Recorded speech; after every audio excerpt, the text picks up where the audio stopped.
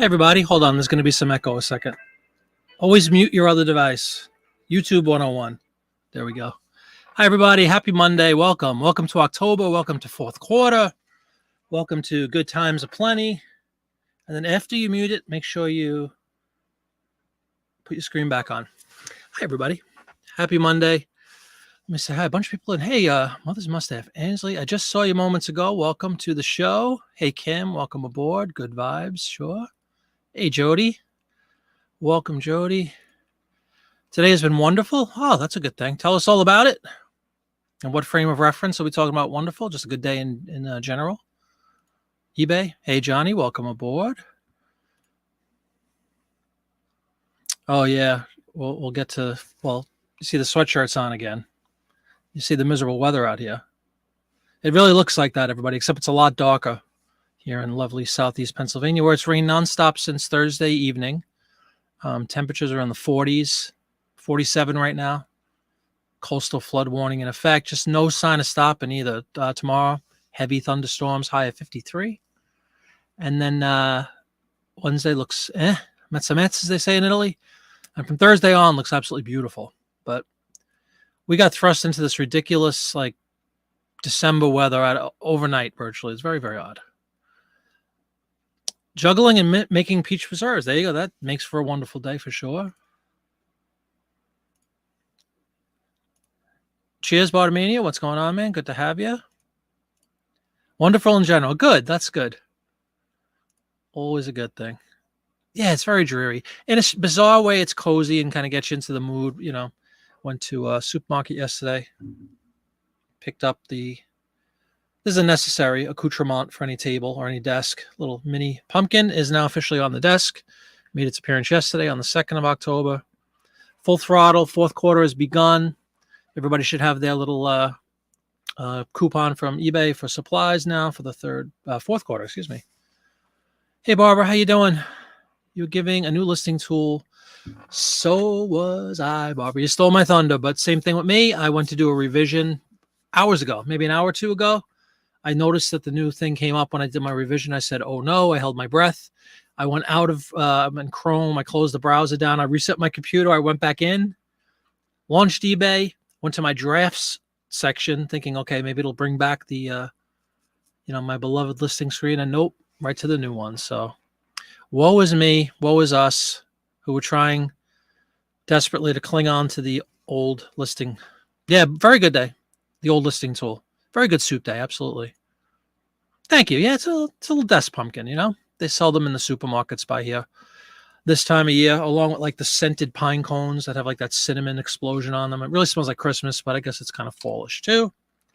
All that kind of stuff. But yeah, suddenly we're thrust into full-blown fall. I was doing a show a Beatles show a week and a half ago in 90-degree weather, sweating my condolences off, as Jay Smith said. And here we are, like 10 days later, and I got a sweatshirt on.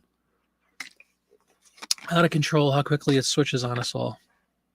Hey, Jay Smith, welcome. Your condolences. Yeah, you're probably somewhere sunny and hot. So how's everyone doing? It's the chat show format, so most likely we won't be listing, but you never know on this program, I mean, what's in a name anyway? What's a chat show really when you think about it?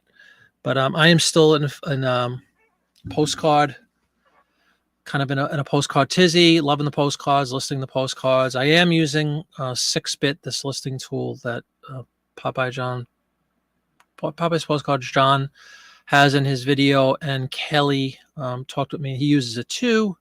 So I've been using it. I mean, it's really cool. It's efficient. It is lightning fast, but the main reason it's so fast is because you don't put any specifics in your listing. So of course it's going to be fast, but I do like it. I like the ability to pen. You can just basically, for those of you who haven't used it, which included me up until a few days ago, you can just kind of set up a template and just plow through. Add a picture, change the title, add a picture, change the title, and it pens. I don't know how many you could do, but I think I've done up to 50 at a time. You kind of give a gander quick. You put your price in, obviously, but all the other stuff, just like eBay, you could set up a template and have it just, save all the specifics you want to put in. In this case of postcards, there are no specifics whatsoever. That's what I'm doing now. And then you submit them to eBay, and it takes 3-4 minutes. You see a completion, and they all go out at one fell swoop, which is kind of cool. I do like it a lot. So I'm going to keep it probably for a while. It's a 30-day free trial if anybody's interested in using it. Right now, my only thought is to use it for postcards. I wouldn't probably use it for anything else yet, because that's what I want to try to just keep adding really quickly in mass. I'm up to like 250 listed, which is respectable. I still have about 200 or so to list. Hey, Carl, welcome. Just checked out Carl earlier, like an hour ago. He was doing his show. He's back.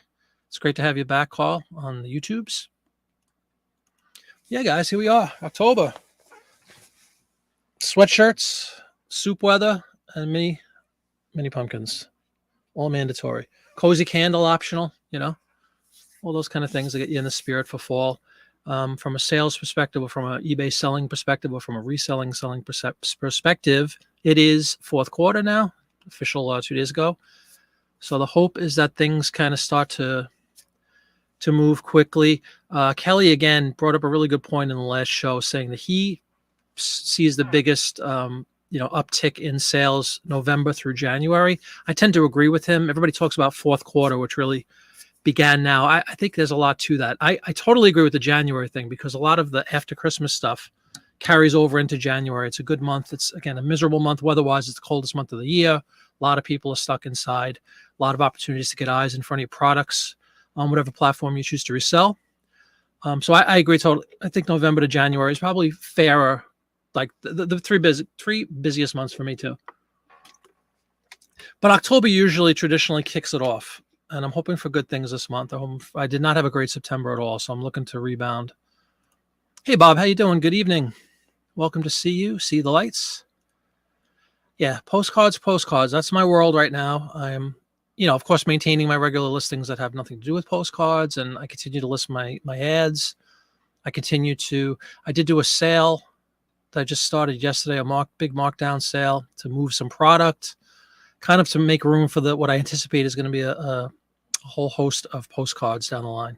I began today the process of not taking down, but I have a system I'm going to use that I'm borrowing from Popeye that a lot of people use, which is just line up your boxes alphabetical, A, B, C, D, E, F, G, and then just have a series of those cards, A1, A2, A3, and just throw cards in there. I don't really care if it's a state or a type of cards. I'm not going to divvy them up by that. I think that's kind of busy work for me personally. Again, everybody does what they want. I like that approach. It's very logical. It's very quick and easy. So that's what I'm doing, 50 cards or so with little dividers. What I did today, and I finished, is the cards that I had up prior to doing this system. I just kind of recategorized. I put a SKU into my listings on eBay, and I made sure that they matched into my little shoebox, my little Sterilite box. I want to get into good habits early, is how I described it with some people. And, this way, if I do wind up getting, hopefully, like I anticipate getting thousands of postcards eventually and listing them, I'll have a system in place, and it's just a matter of, slotting those cards right in and everything set up. So I just had to do a little of that today, and we're rocking and rolling. I still have about 200 I need to list, but they're already prepped to be put into a assigned area where I'm up to A7 so far. So good times. Really excited about the postcard thing. Hey, GP, how you doing? Welcome to the show. So yeah, tell me what's going on in your world, everyone. Anything interesting? As Barbara announced a little while ago, maybe it's everybody now. I don't know. I thought I was one of the few remaining holdouts with this old listing tool on eBay. I've been apparently thrown into the new one. I can't seem to go back. I tried. Like I said, I went into drafts. I'm going to do it right now live, actually, just to see if there's got to be a way. I always look for the little 3 dots thing.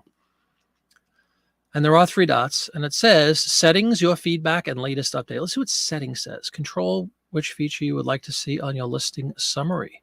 Ooh. Delete import. I'm just looking around. A lot of you guys probably already use this thing, but this is my first go around. Manage payments, return policy. It's just all, it's linear. It's, I don't know. It just looks like you just scroll down. I don't know. I'll get used to it. Adapt, right? That's what we all have to do. Like the photo is first now, and then the title is second. What does that tell you, everybody? Something we've talked about on this show with frequency is it's definitely it's a visual game. People look at pictures. People don't read. Man, oh man, I'm scrolling down. And I'm looking at a vinyl record too, because It says additional buyers also search for these details. It says required. So there's no recommended. That's interesting. At least on this one, I just have a section. Maybe I'll pull this up. Hold on, everybody. Let's pull it up so we look together. And you're not watching my eyes just go up and down. Here's a draft that I have up for 78. Pull it up. Oh, there it is. Sorry. This is how it looks now. Look at that. So bare bones. eBay. This is what I tried to. I was hoping there'd be some sort of revision option here. But I'm sure everybody, I want to see if the hour catches up. Yep. No, what does latest updates say? We've made some updates. We continually improve the experience, simpler, faster, and refreshed layout.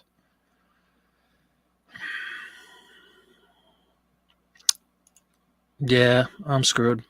So right here, you have photos first. This is what I'm seeing. I know you have the video option, which has existed for a while. Then your title. But this is interesting to me. You have the category. You have required specifics, which again don't exist in the postcard world, which is why I'm using this 6-bit thing. And then you have additional. I don't see recommended. And look at the amount of additional, by the way, everybody. This is why I was saying records could be a pain in the neck.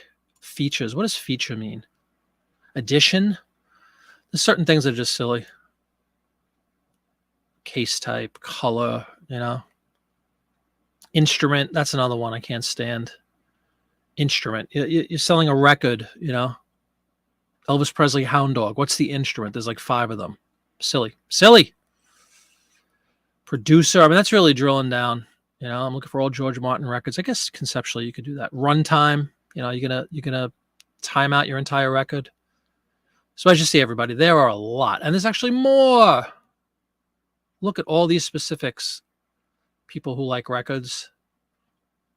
It looks more menacing when it's all laid out like this in a vertical fashion instead of being kind of blocked a little more evenly on your screen. It's just straight up and down. Not going to complain. I'm just showing everybody. Fidelity. It's crazy because this is brand new to me. Oh, well. Oh, well.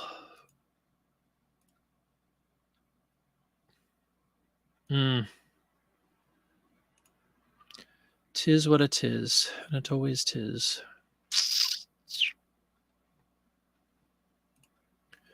That's what it is.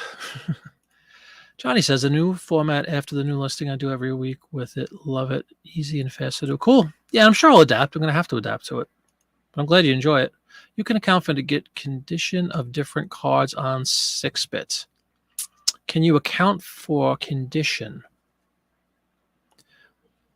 Let me say. Maybe we'll fire up 6-bit too. What the heck? Anybody want to see it in action? I'm on the free trial. I just started at, I don't know, 3 days ago, 4 days ago.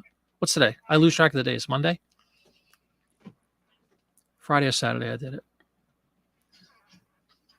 Here comes Mrs. Flippit, tippy-toeing down the staircase.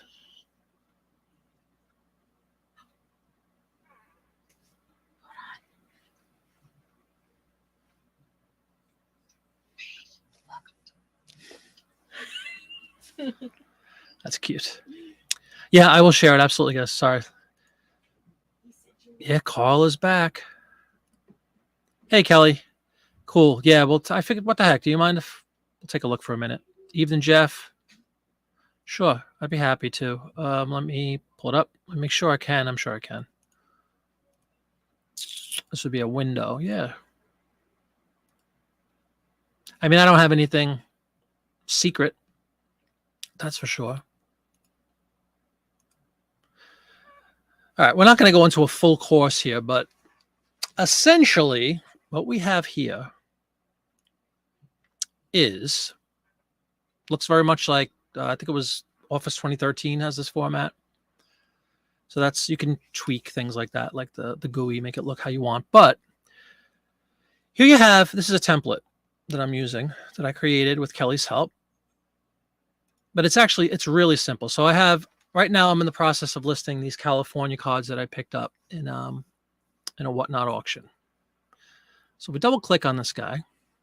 Let me make sure that that pops up on your screen too, because sometimes you can only share one screen. And that's the case. All right, I'm going to have to stop this screen. Sorry. pain in the neck. StreamYard only lets you stream one screen at a time. So if you open and a new screen opens, you don't see anything. So let me reshare.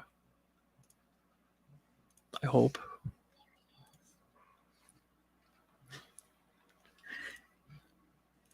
All right. This is like your master listing screen. I'm going to share with everybody. There we go. And you know what? We're going to actually pull down the banners so everybody can see. Alrighty. Trying to make heads or tails of this for those who might be new to it. It's a lot easier than it looks. This is my description stuff. It defaults to HTML, which you don't have to know. You can copy and paste. Basically what I did is I copied and pasted one of my existing eBay templates for postcards, and I just pasted in. You have the ability to create your own store categories just like you do from eBay. And the other great feature is it can import all these settings for you. So it's very simple. Everything here is just like eBay. In my case anyway, my return policy, my shipping policy, which is all going to be standardized for postcard listings, which is I'm using this for. The question was posed. Let's go back to the question, which I know Kelly already said yes, but I'd like to read what the question was again, which is in my comments section. Hey, CJ, welcome. eBay wants 15 more items except for a Christmas tree, icicles. And please do.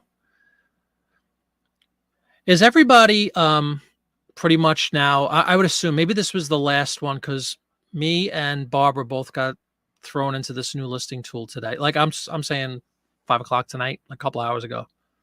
So maybe that's the final nail in the coffin for the old one. Keep in mind the same blur, but it basically pulls everything from eBay into a program. Yep, exactly. Yep, that's the one very key point. Basically, you pull in your pictures, you change your title, which is up top where it says California Postcard in my case. Put in what you want, pull in your 2 pictures, and hit save and next. Once you have your template set up. I do have a SKU up here, A2, which we just described. That's where my California card. I'm in my second pile of California cards that I want to list. CJ, let it out. To me, 6-bit only really seems faster because you could tab through specifics and complete them by typing first letter, if no specifics. Yeah, and honestly, and the reason I'm using this is because with postcards, I'm not putting anything in, which we're going to see what happens. I mean, I've sold a couple using this listing method, so maybe it is a lot of hoo-ha that we have to put in all these specifics. I've always been one to put all the specifics in. Now I have like 100-something listings that says item specific, recommended specifics. Well, there we go. Now we can continue. Thank you, Steve, for joining. I appreciate it. Welcome to the show. We're showing off 6-bit a little bit. It's a tool. My benefit is, especially with this new, it's interesting. With the new listing tool that now I'm apparently suckered into like everybody else, the way I described it, my first impressions, which are brand new to me, is it's all very linear. It's all vertical. It's just straight down, probably geared towards phones that have a very small screen, and they just scroll. I like it being set up. I have a nice big screen, computer screen. I like to have more functionality at my fingertips, not have to keep scrolling to get to everything. So with that said, this kind of provides me more of that effect that I like in the old listing tool. I'll do one live. So you guys can see. This is called 6-bit, Johnny. It's just it's a listing tool. It's a paid service. They offer a free trial for 30 days, which I signed up for. I think it was Thursday or Friday night, and I'm enjoying it. I'm listing just postcards using this. Let's go. I'll go through one really quick. Take everything with a grain of salt, folks, because if you don't do postcards, you won't care about this. But this setting right here, this description is just, again, copied and pasted from an eBay template that I already had in place where I was just selling similar when I did postcards. It's the same exact concept, except these penned for you. So you can list, I don't know what, maybe Kelly can tell me, I don't know. You could probably do like 100 at a time and then submit them all. So they penned in this system. You do your 100 listings, you hit submit to eBay or whatever the button says. Again, 3-4 minutes, bam, you suddenly have 100 listings pushed out to eBay all at once. I like that. You can schedule us. This is a very nice feature. You could schedule your listings. You could stagger them and say, list 10 every 2 hours for the next 10 hours or whatever, based on that pool that you have pending, you can really, that's kind of cool. That's a very nice feature to be able to stagger them like that if you choose to. Or let's say you're going on vacation for a few days, but you want to keep listing. You could have a bucket of listings like this ready to roll and schedule that to say, release 50 of them every day until I'm back home. Things like that I like. But I'm going to show you really quick. It's simpler than it looks. This is my title, California postcard. I'm going to pull in this little plus sign. You pull in your pictures. Let's pull in a California postcard, shall we? But I'm an A2, right? So let's pull up an A2 card. This is an unofficial listing, but I'll list it. We'll just see what it is. I have no idea. I know it's California. Here we go. Ready? You import your 2 pictures. Bam. You see up here the thumbnails. You click on carousel and you get the full screen. It's also nice because you have some editing functionality for the photos as well, just like eBay. But this card I pulled up is Palace of the Legion of Honor, Lincoln Park, San Francisco. If you double click, it goes back to the original. You go to the right and you see the back. All right. So this is a white border. All I do is this is just the way I do it right now. I'm putting California, San Francisco.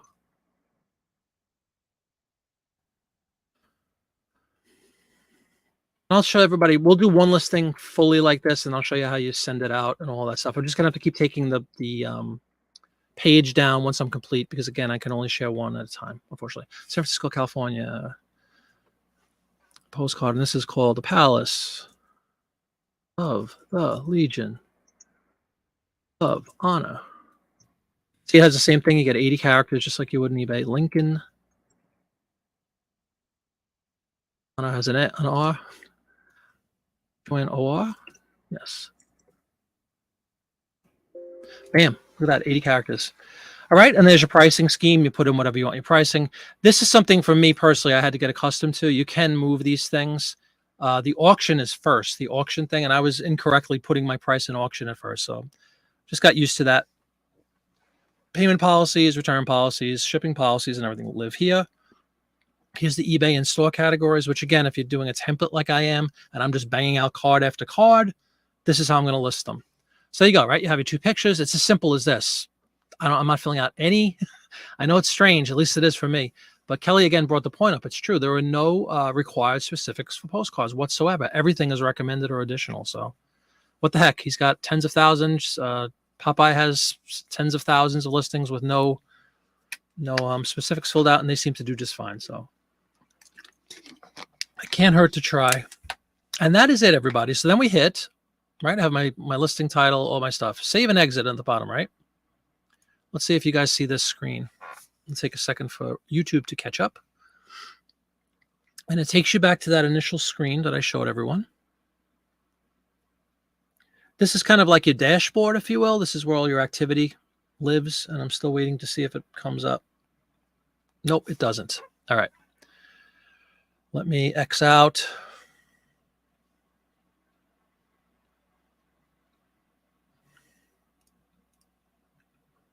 All right, I'm going to remove this again, and we're going to go back and share the new screen.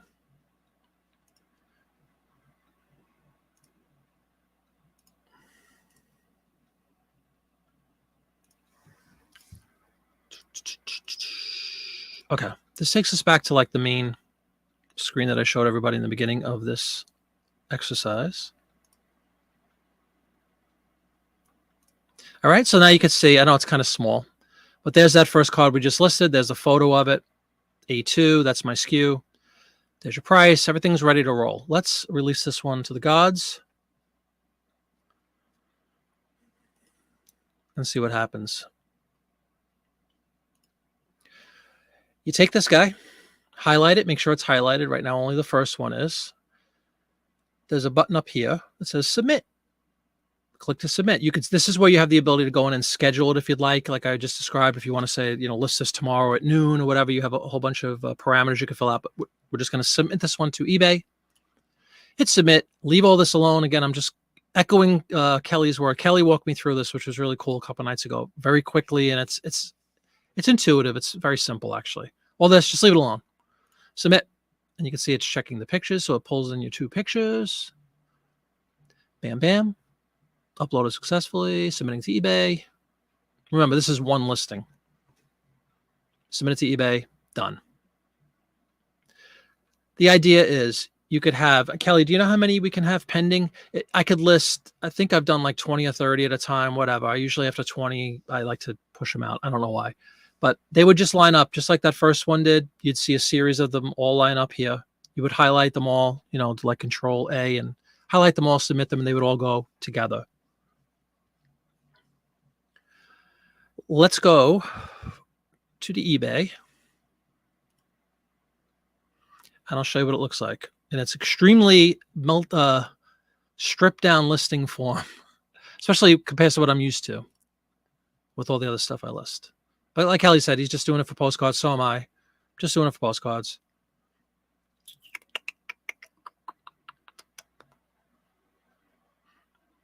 And it says item specifics 11 recommended, everybody. But I'm ignoring it. And there we go. Pull up my eBay screen.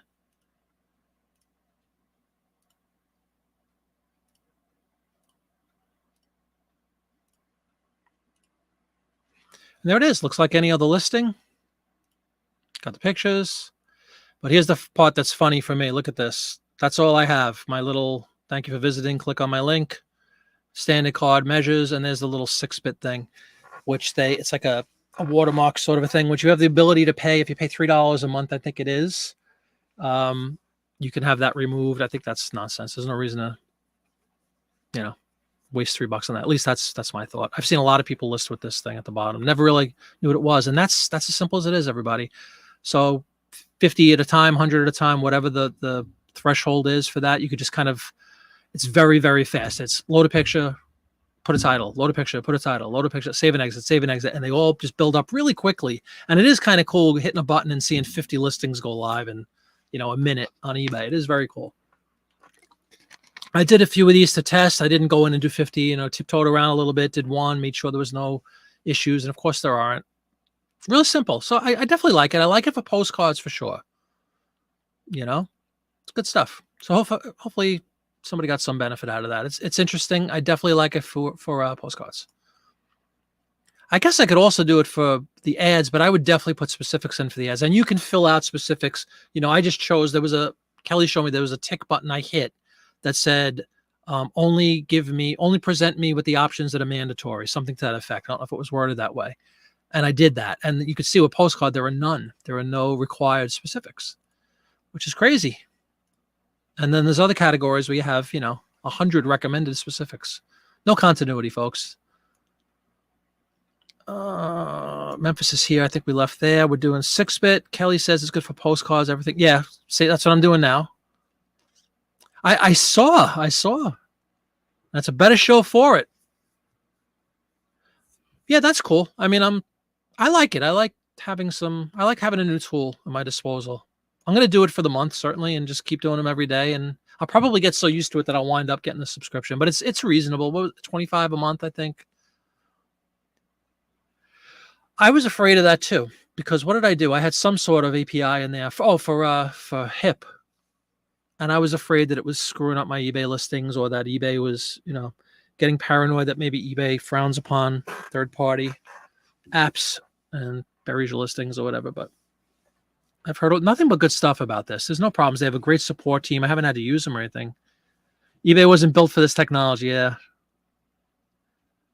You do 30. Okay, cool. Yeah, I don't know how many. There must be a threshold at some point. Maybe not. Maybe it's like an Excel spreadsheet where you can do like 10,000. So yeah, good stuff. Same with me. I do like 20 to 30, something like that. And then I put them up. Hey, Mark, what's going on? Do you use 6-bit, Mod? I have no idea if you use 6-bit. They feel third party something. Maybe. Everybody saying hi. I try to keep it simple too. It's just a little tool I'm trying for postcards. I know, you don't want to rock the boat. Yeah, Laura asked the same question. It took 8 years to leap. Just eBay. Me too, up until Friday, Mark. But I like it. It's cool. Popeye fills in the state on him. Yeah, cool. You're still going to be left with a bunch of other ones. I mean, it says, when I have it bare bones, it says 11 recommended. So if I put a state, I'd have 10 recommended. 30 to 50 before you hit submit. Cool. You did a poll on my channel on what people use. Oh, did you really? Wow, interesting. Cool. Yeah, that's good analysis there, Mark. Thank you. Well, yeah. It's free for 30 days. No, there you go. Yeah, I'm doing the home and hobby, I think it is, Bob, but it's 25. I don't remember the screen, but basically when you go to do your 30-day trial, they give you all the different options. The only difference to me anyway, from what I'm doing, I'm only doing postcards, remember, is like you had some reporting ability within the app. You could pull down some ad hoc reports, but I don't need any of that. I'm not going to use that from this program. I just want it to be a listing tool, purely a listing tool. It's actually 2013. Doesn't look too bad. It's a 2013 Office interface, Rutan. Welcome to the show. There you go, 2013. Yeah, it mirrors. That's one of the options you can use. It says 2013 Office or Outlook or something to that effect. I don't really care. I don't put a lot into the GUI stuff. I don't care what it looks like. I want it to work. Hey, what's up, Matt? How you doing? Working on them all right now? What are you working on? You're trying to do all the item specifics for postcards or for everything in general? I do too, man. I mean, this is the first time I've ever not right now, these last few days. I'm just doing it with 6-bit and I'm just doing it for postcards and I'm doing it for 30 days and we'll see what happens. If there's no difference, like if I expect to sell a lot more postcards because I'm listing 100 a day or whatever.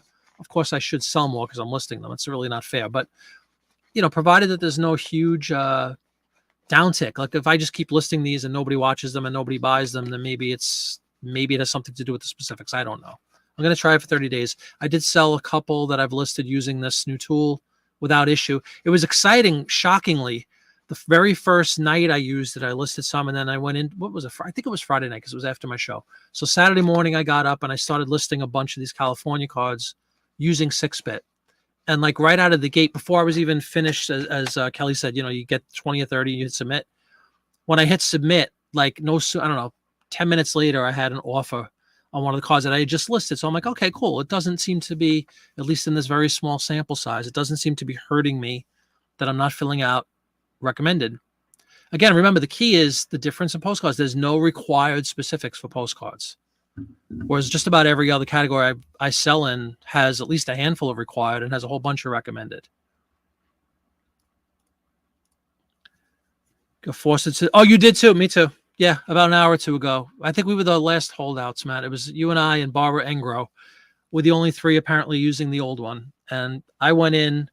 You know what I was doing actually? That I was doing all I was doing was adding a SKU. I was open the show saying I created my new little system for organizing my postcards, and I went in to just change the SKU from P1 to A1 or whatever on a host of cards. When I hit submit, I got presented with the new screen. I'm like, whoa, what is this? And I took a gulp. I said, uh-oh, please don't tell me. And unfortunately, yeah, it seems to be reality. Because then I went to my regular drafts folder on eBay and just pulled up a record. I pulled up everything that I had drafts of. And bam, my print ads, bam, right to the new one.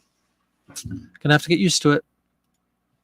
Hey, Connie, how you doing? You looked at 6-bits. I could list fast. I used my phone a few seconds per listing without researching.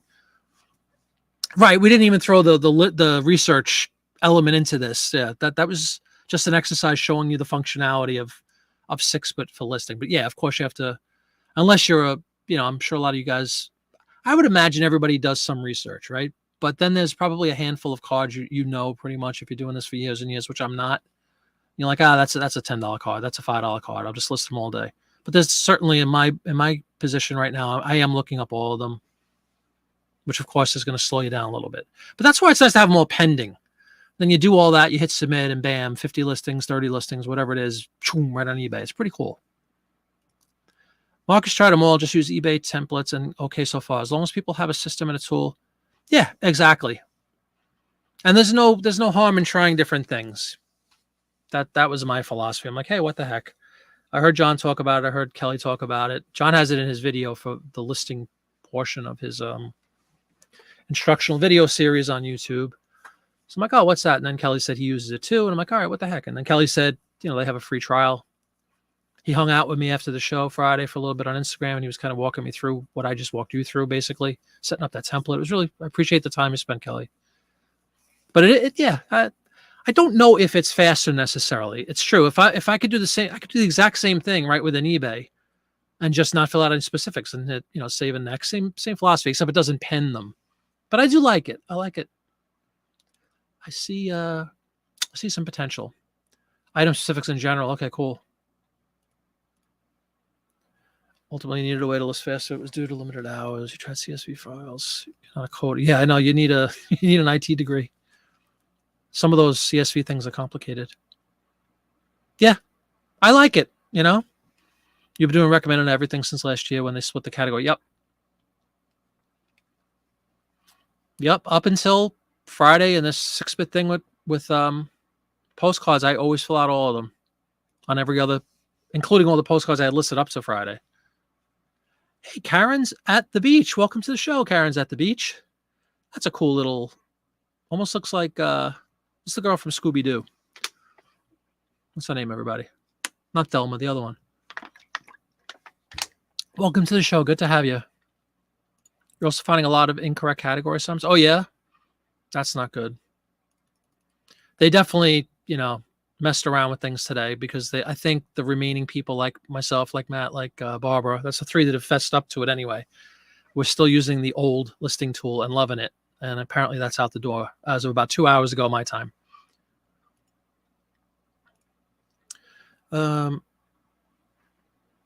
Yeah, isn't it amazing how people have these different approaches? I could never conceive of listing from my phone, but that's just me, Again, everybody does what they do.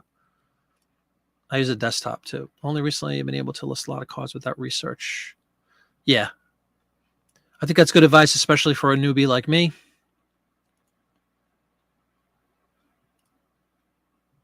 Although you definitely see consistencies and trends within some of these cards, at least to some extent. Like if I have 10 white border nature views, is that a term? Like a cliff or a mountain or a forest or something, and they're all in San Francisco, and I looked up like the first 3 and they're all worth $8.99. Sometimes I get a little cocky and just I'm gonna just put $8.99 for the next 3 other ones that are exactly the same. And I might be foolish because that one rock might be a very sought after rock. I don't know. But for the most part, I am absolutely looking them up one by one. And I expect to be doing that for quite a while. Hey Tommy, how you doing? You you tried 6-bit? It's grainy? Yeah, I know. Yeah, we're not even discussing the interface. It's antiquated. That goes without saying. I care if it works. It's easy to navigate. And now that I've lost my old listing tool on eBay, honestly, it's almost cozy to go back to that layout on Fitbit because I could see much more on one screen, whereas this new listing tool is definitely geared towards the cell phone users with the way it's all like kind of straight down the middle and just scroll. It's faster for the same type of item over and over.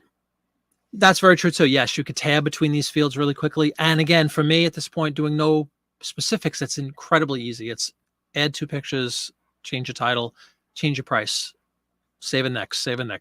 So it does fly by.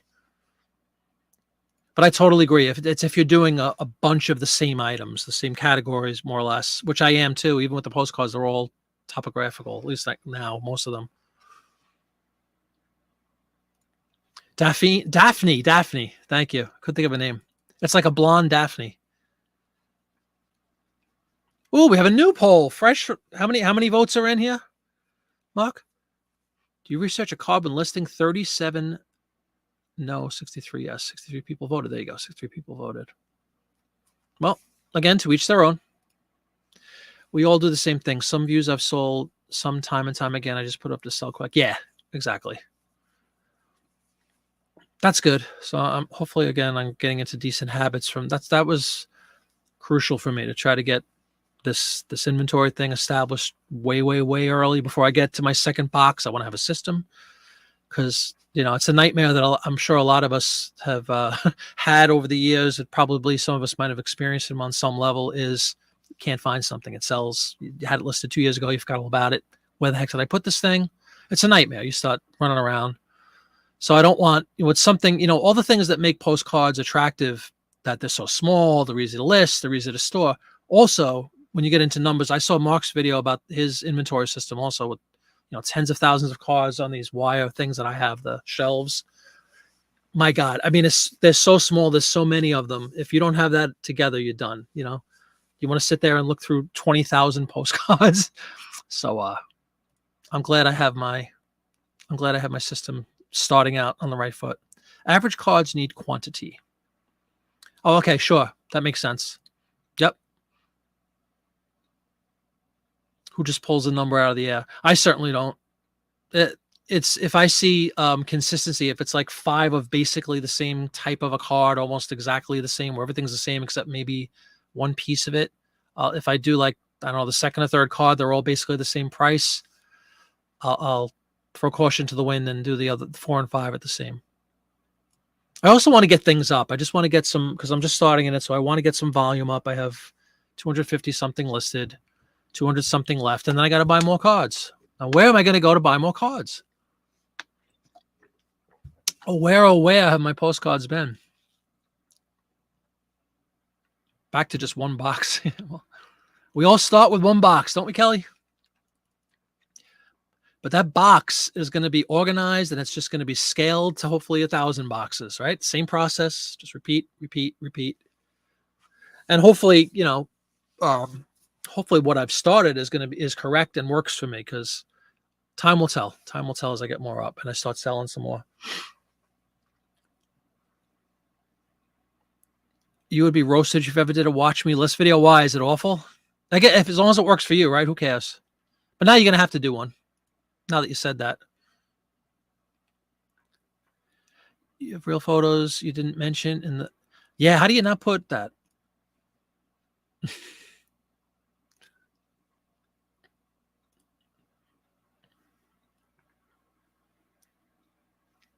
Well, that's a great point. Didn't we come up with that on one of my shows, Mark? Popeye was on, Kelly was on, everybody was saying, I don't think that's a real photo. It might be, we're not sure. I would definitely err on the side of caution and put, what was the term? I forgot the term that you guys told me about, where it's like shiny. It looks like it's a real photo, but I can't remember the term yet. But yeah, I would err on the side of the caution. Maybe you get burnt once, but I'd rather get burnt on that side and still make some money than, say it's an RPPC and then get a return or something, or a negative, God forbid, a negative. You're on box 99 of listed cards. Congratulations. There are times in your videos where you call people out for notating damage in the title, but I do that. So, man. So he was calling you out, Kelly. Is that what you're saying? There she is, bright-eyed and bushy-tailed, all the way from the frozen tundra of London-esque Canada. Miss Dawn Wright, welcome to the broadcast. Great to have you as always. CJ, if you need to hand over the thing and go get a bowl of grape nuts or something, now's the time. Uh-oh, is that somebody else? I don't know who Vintage Postcards is. Kelly Mark has called out the titles a couple times. So, Mark, are you a less is more kind of guy? You're just trying to get numbers up and put bare bones stuff on there? Is that basically what you're saying? Because Matt was just, Jackass was just saying that he's just getting to the point. I don't know how long you've been doing this, Matt, but he said he's just getting to the point where he doesn't think he has to look up every card, but of course he still does, especially if something kind of unique pops into your collection, obviously. But I wonder how long it is to get to that point. I also, again, from a novice's point of view, I would assume this is sort of a fluid situation, that the prices are going to change a little as time goes on, I would think. So that's why I would probably always look them up, at least, the majority of them, just in case something becomes hot. Like you see people call out bolos for every other category on the planet. I'm sure there's a million postcard bolos, and that might change. Like all of a sudden everybody wants, I know the thing now is like China or Indonesia, whatever, like all those Far East countries. For some reason, the photos from 1930 are worth a fortune. I don't know why. Hong Kong photos from 1927 and street scene, $3,000. So let's say, like, in a year, all of a sudden postcards from France become, become super valuable. So I think it's something you want to keep. I personally would never take it for granted. I would want to keep my my marketing knowledge fresh.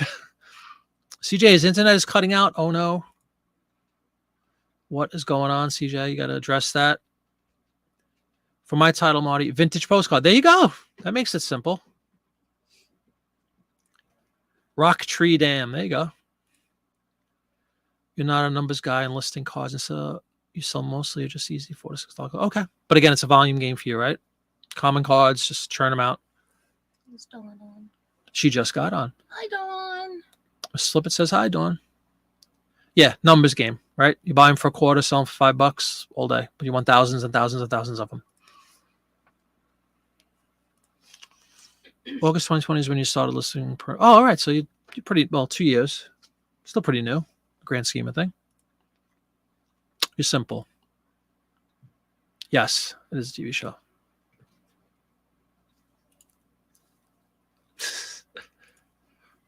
Feels not the title. Oh, is that what he does? Is that what he does, Jay Smith? You know, I know I'm preaching to the choir with most of you guys watching right now, but the obvious thing about, not just for postcards, for any category, I'm going to use records again because that's one of the big things I sell in, is if you put a title that says The Beatles, Sgt. Pepper's Lonely Hearts Club Band, 1967, vinyl first pressing in the title, your required specific shouldn't be band name, title of the record, year, vinyl CD or 78. You know, if it should pull from the title, like why are we? It's the repetitiveness is just foolish. So I don't know which is more valuable or invaluable. If Mark really does leave the title as bare bones as possible, but fills out the specifics, might be accomplishing the same thing. It's so redundant and ridiculous. You know, why are we putting a title? Why would we bother putting all these specifics into a title just to be asked again? Who's that? What band was that? Can't you see the title? It should populate whatever they want. And if you don't have something, like if I didn't put Speed 33 and a third in my title, okay, that one you can call me out on and say, fill that out. Don't ask me what the band is when I put the Beatles in my title. Know what I'm saying? It's all right, Connie. You're making money, you're selling postcards, you're having fun. Who cares what they think? Walks at 2%. Good job. You're using a 3G phone, sure. Hi. Hey, Audie, Mike, what's going on? Guten Tag. Do I charge for shipping? Best offer lows, blah, blah, blah. I do not charge for shipping. I'm using that standard envelope thing. Much like Kelly, it's almost common sense. Like if it's 20, for me personally, $20 or so and under, I use the free stamp, but 57 cents, whatever it costs. If the value of the card is between 20 and, I've only had one card that was worth a lot, which was not a lot, but $50. So that one I sent first class. I would think in my mind that if it was like, let's say maybe 75 or more, I might actually up it to like a priority thing. It depends. It depends on a whole bunch of things. Depends on how far it's going. But generally speaking, I use standard envelope for most of the cards already. And I don't charge. I do free because to be competitive in a field that has, 10 million other sellers. I have best offer on them. Lowest price so far I've listed is $5.99. Might be foolish, but I only have 250 cards up, so it's not like I'm any kind of guru yet. Mark probably has cards up for $1. I don't know. Vintage white Nike shoe, 10.5, 250. Uh-oh. Yes, Tommy is the shoe boy. Shoe man. Bum, bum, bum. Dawn's eating dinner. Fresh a week from her nap. Mark, another fan of the numbers game. Breaking it down, everyone. Yeah. Not really going to live comfortably doing that. You probably want a lot more. But if that's just one of your categories that you list in, then cool. CJ's done eating. Very good. Very good. Hey, Allie, how you doing? How was your whatnot? I saw Allie was on whatnot. She always goes on right before I go on Mondays. Otherwise, I'd be happy to go in there, Allie. Do you really? Good for you. Location, location, location. Hey, Lori, finally made it. Wow, what's going on? You're just in time, the way I look at it. Steve says, I tell a story too in your descriptions. Part of the fun of selling postcards is researching the subject, which I totally agree with. I pass the info I learn in the description. It might help sell the card, but it sometimes does. I bet you're right. Especially to a discerning buyer, right? Somebody who really knows what they're doing and looking and knows what they want. I think that's great. Great idea. No problem with taking time and doing a quality listing at all. Speaking of quality listings, Tommy pointed this out a week ago or so about that quality listing or listing quality, however you say it, out of eBay that you can download for free pretty much at your leisure. I think you have to have a certain amount of listings before it becomes available. But again, most people in this room right now probably have the amount of listings live that are required. And it's a really interesting read. There's a lot of great information and it's statistics and it's numbers, something I know Kelly loves. I like too. Numbers don't lie usually unless they're fudged. And it's an eye opener when it comes down to stuff, especially again, new category I'm really into right now is postcards and doing the research. When I pull down information about, I think it's just topographical is all I have a tab to research on. I guess the vast majority of my cards are the topographical. It's interesting to see from a, what is it called? Sometimes you lose your words when you're saying so much, everybody. When you do promoted, it's interesting to see what your competition is promoting, what the percentages that they're promoting versus what you promote and how you rate on that. Very, very cool stuff. Might be giving money away if you're not promoting enough or if you're promoting too much. That's if you promote. Who says you have to promote, right? I think now the crowd wants to see a listing. $250 an hour and whatnot. Less fees. Or is that after? Is that before fees or after? Connie says, Steve, some of your descriptions have a complete family history and genealogy. That's cool because you dig the research element, which I do too. As you've seen, everybody who's watched my show with the listing shows that we do for print ads, same kind of thing, right? We dissect these things into 20 different pieces and, oh, look at that hat and look who the artist is. And CJ looks up the artist and says they were born in 1893 and died in 1957. And it's good stuff. It's fun. However, there's a time for me personally, there's a time for fun and there's a time to just crank out listings. When you have product en masse and you just want to get them up on eBay. That's why I like 6-bit for the postcards. It's cool. We're 3 or 4 days in. I'm a fan. You sold a $300 statue. Wow. There you go. To make up. The sarcasm is well noted and understood, Lori. Been there.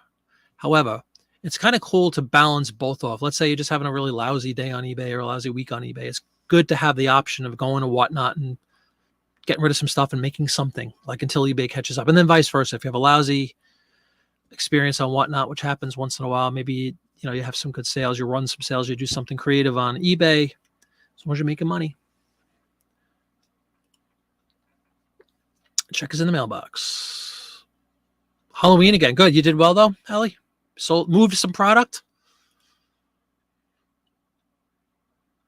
Yeah, big fan of the eBay. I really am. At the end of the day, I think we all are. We might like to complain about it and stuff, but I'm a big fan. I like the platform. My favorite thing about eBay, two things. The number one thing is the exposure. Obviously, you put your item out and it's in front of millions and millions and millions of eyes instantaneously, which is a miraculous thing if you think about it, folks. And then secondly is it's a catch-22. The amount of tinkering you're allowed to do within the site on your own listings. I like that. There's other platforms I tried briefly as it was that you really didn't have a lot of options outside of, put up your basic description and your photos and your title. And you have the ability in eBay to tinker with a lot of things, to tweak things to almost to a fault, I think. But, to play around with your listings and take some control, or at least have the perception that you're taking some control of your own destiny, by using all the tools that they provide to you. Not that they all work for everybody, but as we always say, it comes down to what you sell. And for certain things you sell, it's very nice to have that flexibility to tinker with the listings. I love that aspect of eBay. I'll tell when a building was built, when it was demolished, and what's that now. That's pretty cool. In the description, Steve, you do all that? Deep research, librarian type of postcard people. As long as I get my margin, I'm good. That's what I'm saying. And there's a bit of both, I guess. Postcard collectors have been around forever. There's an older lot, and there's some younger people too that are into it, which is great news for all of us that want to dabble in reselling postcards. Thank God it's continuing to be a hobby that people enjoy. But you're going to find people that want that incredible, detailed list. You have other people that just want to get product up, just kind of Kelly. And right now, me, just get them out, list them, and make some money. But there's a there's definitely there's a world for both of those. There's a world for people that just want to collect cards quickly. They know what they're looking at when they find the card. They just want to buy it. They don't need, a thesis about the information on the card. There's other people that want to sit there and read every bit of detail that they can possibly get their hands on. Numbers are the devil for Dawn. That's because you're dealing with Canadian dollars. I mean, you're dealing with a currency like that. You're going to have trouble, Dawn. Scream and shout. Don's idea of ending similar is the best way to sell anybody. Well, see, I don't know. I'm not saying it doesn't work. I don't know. That's going to open up a whole can of worms. I think conceptually it works. I think it's a very quick burst. I also think that eBay, even though they supposedly encourage this sort of activity, I have a feeling at a certain point they're going to put the kibosh on it or limit it or something, or say you can only do so many at a time. I don't know. It might be causing a real headache on their side. Back end stuff of seeing this huge influx of listings suddenly on a store, and I don't know. Who knows? I know it does. So again, it comes down to what you sell. You're hoping that's after fees. All right, so you're netting a solid $250 an hour. Beautiful.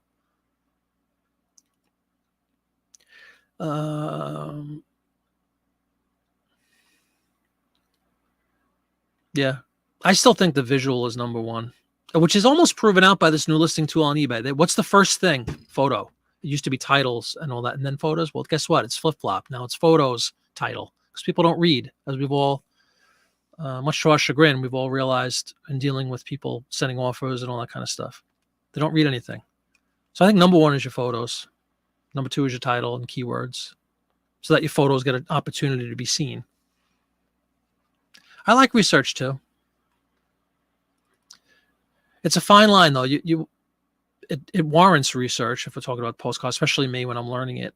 I need to research this stuff so I can get it under my belt a little bit. But then there's also a productivity element to the equation that you don't want to dismiss either. I don't want to spend all day and list 5 cards because I spent an hour on every card, So you have to kind of manage the two concepts. Me too. I haven't had any, that's the knock on wood sound. Haven't had any idiots in my whatnots yet. I remember before I joined it, I heard about all these. I heard like mini horror stories about some of the shows and the nonsense that goes on in these shows, and you got all these idiots running in and out, and haven't experienced that yet. And I've sold several. The print ads I've done record auctions. I've done CD auctions. I did a potluck auction, which was a little bit of this and a little bit of that. And in every one of them, really nice people. Nobody was an idiot. At least they didn't speak up if they were an idiot. I don't mind silent idiots. I am too, Allie. Very good. I could tell you've learned so much from others with this channel. Amazing. Oh, best group ever. I agree wholeheartedly, Mark. Favorite thing about eBay is it's identical to my life. As long as I read it, write and put the effort in, it's going to pay back. Absolutely. Well stated. Yep. But would you agree? I'm sure you would agree. Do most of you guys agree with? I like the flexibility. I like the ability to tinker with your listing, and you're provided with a bunch of options. Whether you use them or not is totally up to you. If you're Mark and you just want to write postcard list, no problem. And if you're us and you want to use some of the selling tools that they offer, and now you have 24 pictures to play with if you feel like uploading 24 pictures on a listing. And I'm sure there's certain listings that absolutely warrant that. And there's others that it's complete overkill. But the fact that it's out there as an option for us, I think is really cool. So they give you tools, they give you a lot of flexibility, and that's one of my favorite things about eBay. Yep, but I'm glad I didn't sell it all because you really didn't want to ship it all. Estate items take time. Oh, sure. Big, bulky stuff. Expensive to ship on the old whatnot, though, right? I do that every show, Mark. I wind up rewatching my shows as soon as I download them to StreamYard, and then I save my computer, and then I often wind up rewatching my own shows. And it's really, I don't watch myself. I watch the chat that goes by. Or I watch, like sometimes I'll forget what somebody said, gave me advice on something to look up. It's a great way to refresh and go back. So I highly recommend if anybody wants to go back to these shows, I have a whole playlist with all these live shows. Check them out if you haven't seen them. I've had many people reach out to me and say they watch the replays, which surprises me because on YouTube, they tell you in so many words that the live shows don't usually perform as well as pre-recorded videos. And the rationale is that it's usually a one and done, which I get. it's a live show. People are watching live. Not that many people watch the replays relative to when you present content that's pre-recorded where they can watch over and over. Maybe that's true, but I do get a lot of feedback from people that say they couldn't catch the live one, based on what part of the world they're in, let's say, or the one guy I told you about last week was a truck driver and he likes to listen. Tommy again with the podcast thing, which I'm looking into. Might do a all audio podcast of this show. I just have to decide whether I'm going to chop up old videos that I've done already and make them into audio and make them into maybe my first batch of podcasts, or if I should just start a fresh one live. We'll see. But I'm dabbling in it because it was nice to hear several people requested that of me, that they like to listen. I know a lot of people. I do the same thing when I watch Jackass, actually, when he's doing his shipping shows in the morning, which I just got turned on to about 2 weeks ago or so by Dawn. Thank you, Dawn. And thank you, Matt, for the entertainment. It's fun, and it's good to have stuff in the background to listen to. Johnny's show every morning, Cajun Roots Reseller, same sort of concept. It's just kind of gets you in the spirit of what you're doing for the day. A lot of people, when we do the listing shows, I always hear them say, "Hey, I'm listing as I'm listening to you," or "I have you on Roku," or "I have you on Alexa." So it was all that made me think maybe I'll do a podcast. Yeah, that's what I'm saying. Don't want to get into that whole thing, but I understand totally. Yeah, I don't think it's his idea. I think he just was very vocal about the benefit of doing it, but people have been doing it for years. And it's funny because when people did it for years, you'd hear a lot of people that are on other channels say that it doesn't work, that it's useless, and now suddenly it's part of their daily routine. But again, that gets back to what we talked about a little while ago, is that you have to adapt. This thing does not only do the interfaces change and they pretty up the website now and then and they give you new options and tools, but the markets change, the techniques that you need to use to be successful change, and you have to be able to adapt and go with the flow. And speaking of which, I just got an update to my Google Chrome request on my YouTube over here. So hang on a second, because it just stopped. There we go. Quick and easy. So unfortunately, we can't all get into, it's almost human nature. You get into a rut, if you will, and you get used to doing the same thing and the same thing and the same thing. But you have to be able to adapt, and you have to be able to keep your eyes and ears open to what's going on and changes that are implemented either by eBay or by an industry or by worldwide culture or point of views, and things change, and you got to adapt.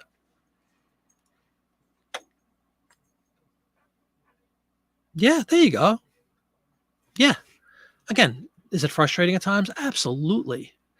My first, and this is the truth, I very, very, very, very, if ever, blame eBay for anything other than like a customer service thing, if they just don't know what they're talking about, and that can be frustrating.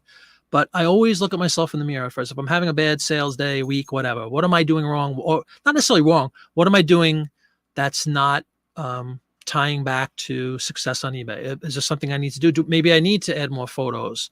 Let's pull down that quality listings report and see what they say. Of course, they're always going to say promote your listings, but that's not true. The report has a lot of detail that you can go into that has nothing to do with them asking you for more money.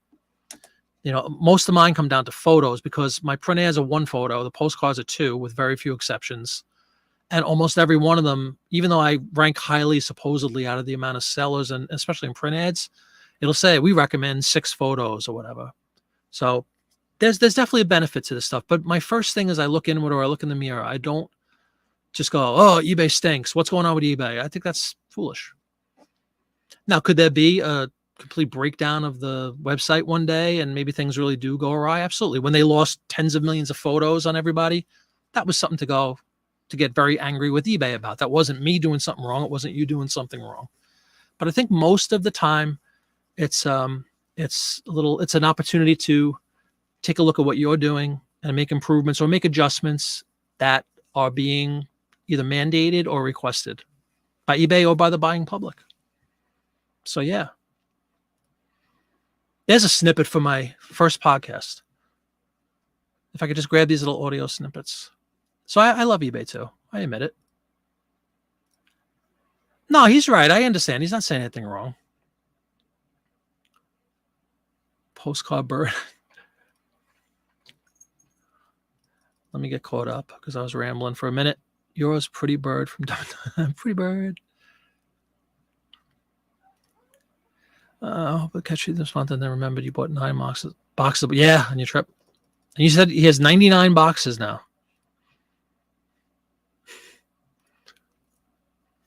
You have videos done all the way to October. Just listening for a while. It's kind of nice. Cool. That's a great idea. So you just pre-record a ton. That's good. That's good stuff. I do it when I want it, when I do it. It's not a race, Connie. There was a guy for years said no need to relist to sell. Yeah, that's what I'm saying. Exactly. But in the guy's defense, to an extent, and it's not any specific guys, anybody who thought that way at one point, things do change and you have to adapt and embrace these changes or you're going to get swept up.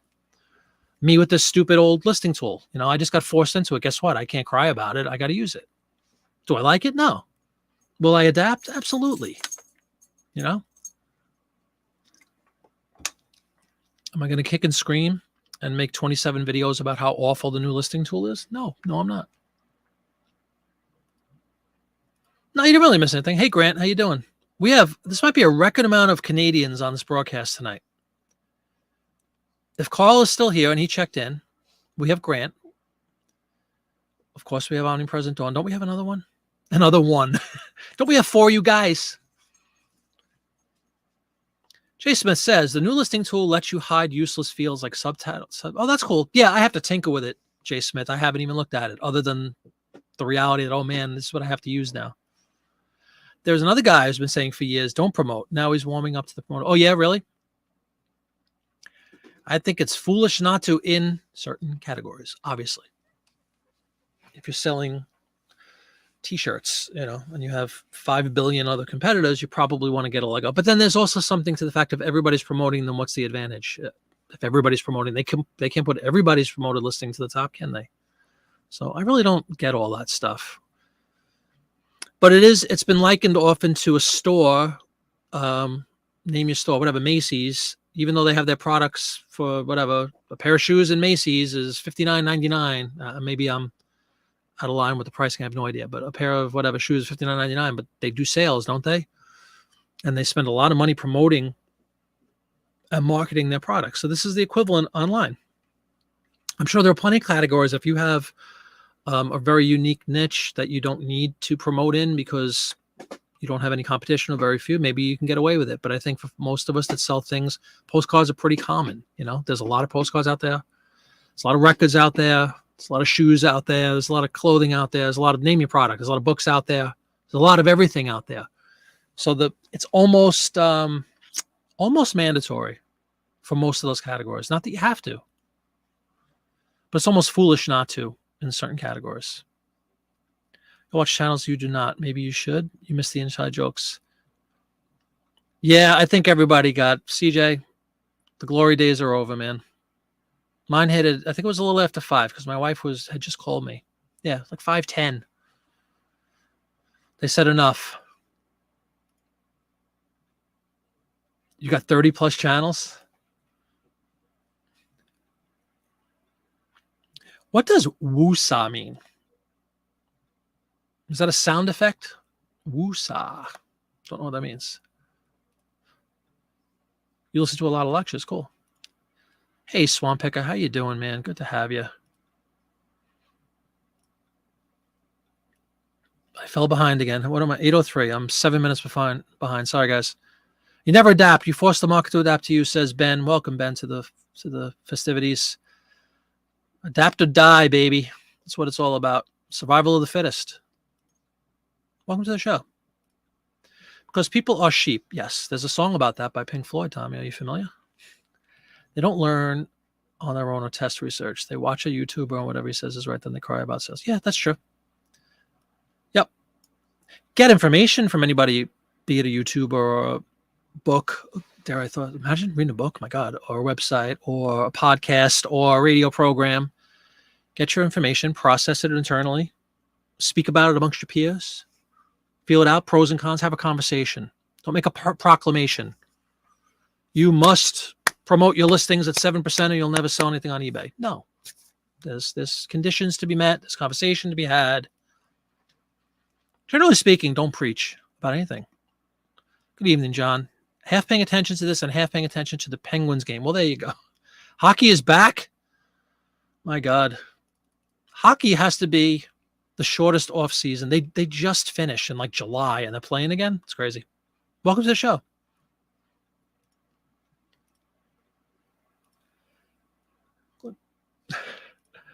Popeye, everybody I missed is still eating. I know.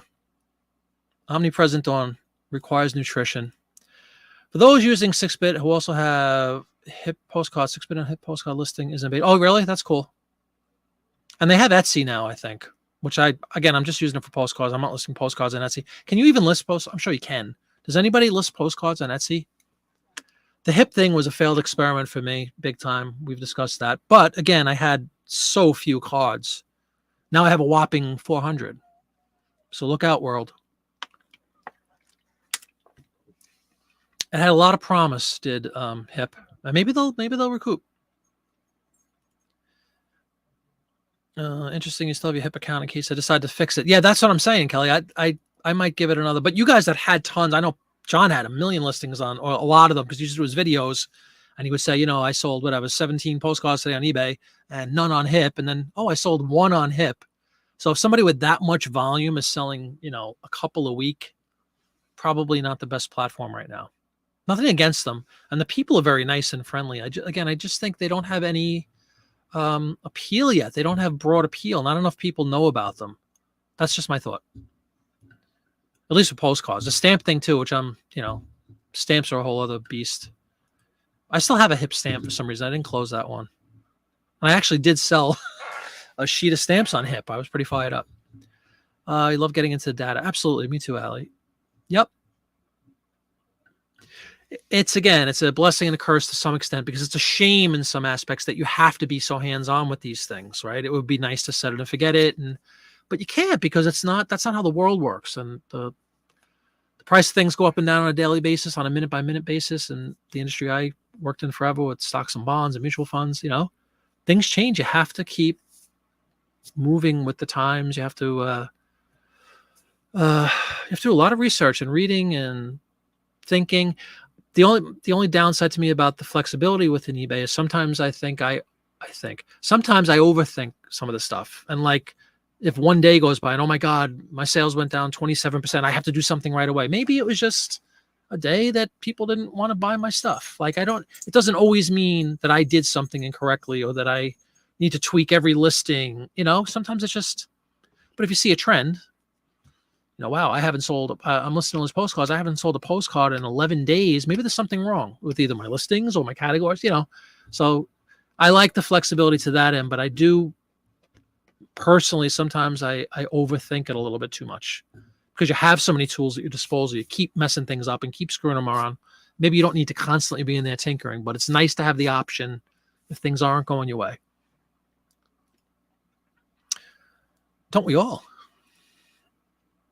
Keep it simple and fun and you'll succeed. Look at Mark. Ben can build his own every Tuesday and Saturday. That's right.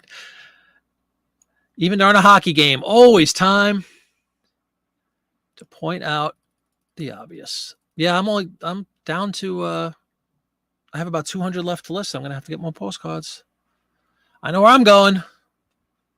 Artie says he listens to Office Hours Global every morning. 2 hours of Q&A on audio, video, movies, commercials. They are media professionals making TV shows. Very cool. Yeah, the start your day thing, no matter whatever time of day it is that you decide to do this, it's really good for me anyway. I think it's almost therapeutic. It's cool to get into a vibe. That's why I like some of these shows. I like a lot of these shows. Just hanging out. It's a lot of the same characters that are in this one. We all bounce around to other shows and we hang out. We have conversations. It's a lot of fun. And it is, like Mark said, he's right. Unbelievable, the knowledge, the collective knowledge everybody brings to the table. Nobody's in here, well, most of us aren't in here just schlepping around. Everybody contributes. Everybody has an expertise in something, and I really appreciate all of you sharing that with everybody for the greater good. Is there a new member of the Tub Club? Papa, you did see a shoebox for a new or existing member of the Tub Club. Ooh. Who's the new member? You're going to have to come up with a Tub Club graphic of some kind. It's in the mailbox. Cool. You got to get it. Paper lock mailbox. It's 15 to 18 minutes. Do you make like a weekly pilgrimage or something, Ansley? Puppy is not available right now, Dawn. I will, if that situation changes, you'll be the 17th to know. Tomorrow I have a Dear Doctor postcard expert recording. Good information video out in a week. Good stuff. Good stuff. Mark has a bunch of videos set up in the queue. Yes, there's a new club member. Cool. Ansley was a tub and fourths. You didn't have a box to fit 2 tubs, so you wrapped each of our orders in a huge priority. Wow. 16 pounds of postcards? Holy God. Yeah, I figured that, Kelly. I figured that. I didn't know that we were now pro. I didn't know that we went to pro. I didn't know we flipped from don't use promoted to use promoted. That must be a new revelation. I'd be excited to have 16 pounds of postcards come my way. This kid is quick, I tell you. Not worried. Wusa is a Martin Lawrence movie. He does it to gather one's thoughts, regroup, relax. Also like Om. Om. For those of us who have dabbled in the wonderful world of never mind. For self-introspection, there's a term called Om. I guess it's the equivalent. You got forced into a listing tool today. Did YouTube, Dawn, were you using it already? I thought you were one of the holdouts like me. But anyway, I think everybody's in it now. I'm in it. Barbara got forced into it. CJ got forced into it. Who else? Somebody else mentioned that they got forced into it.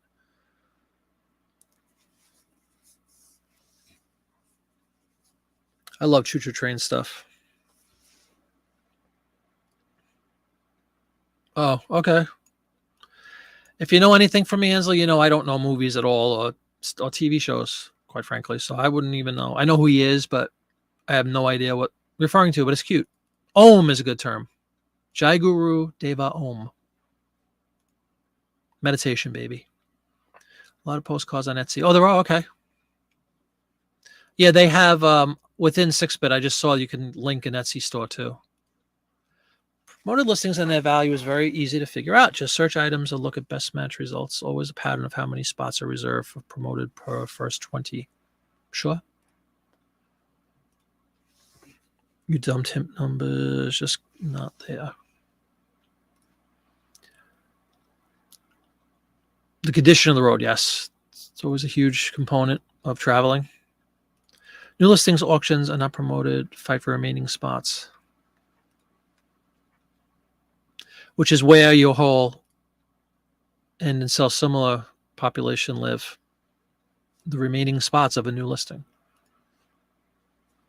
Go train your goats. The goats won't get the mail, Dawn. They'll eat the mail. So that's what goats do. You look at the month, quarter days, to me are not a trend. Well, as long as you have it all mapped out on your own little spreadsheet. Everyone's different. Everybody's business is different. That's what I said. That's funny. Watched Pot Never Boils. They nibble everything. It's hysterical. You know, you notice, I'm sure everybody notices, I pretty much post everybody's comment. And when you see the flow of comments, right? And then the way we go from hockey games to goats eating paper to watch this movie to, you know, deep introspective thoughts about Om to listing tools to promote it or not to promote. It's really funny. It's 35 different conversations, basically. Mark, the king of the one line saying, you know, t-shirts abundant right here. There's a t-shirt right there. That was the other one was just have fun. You know, c'est la vie.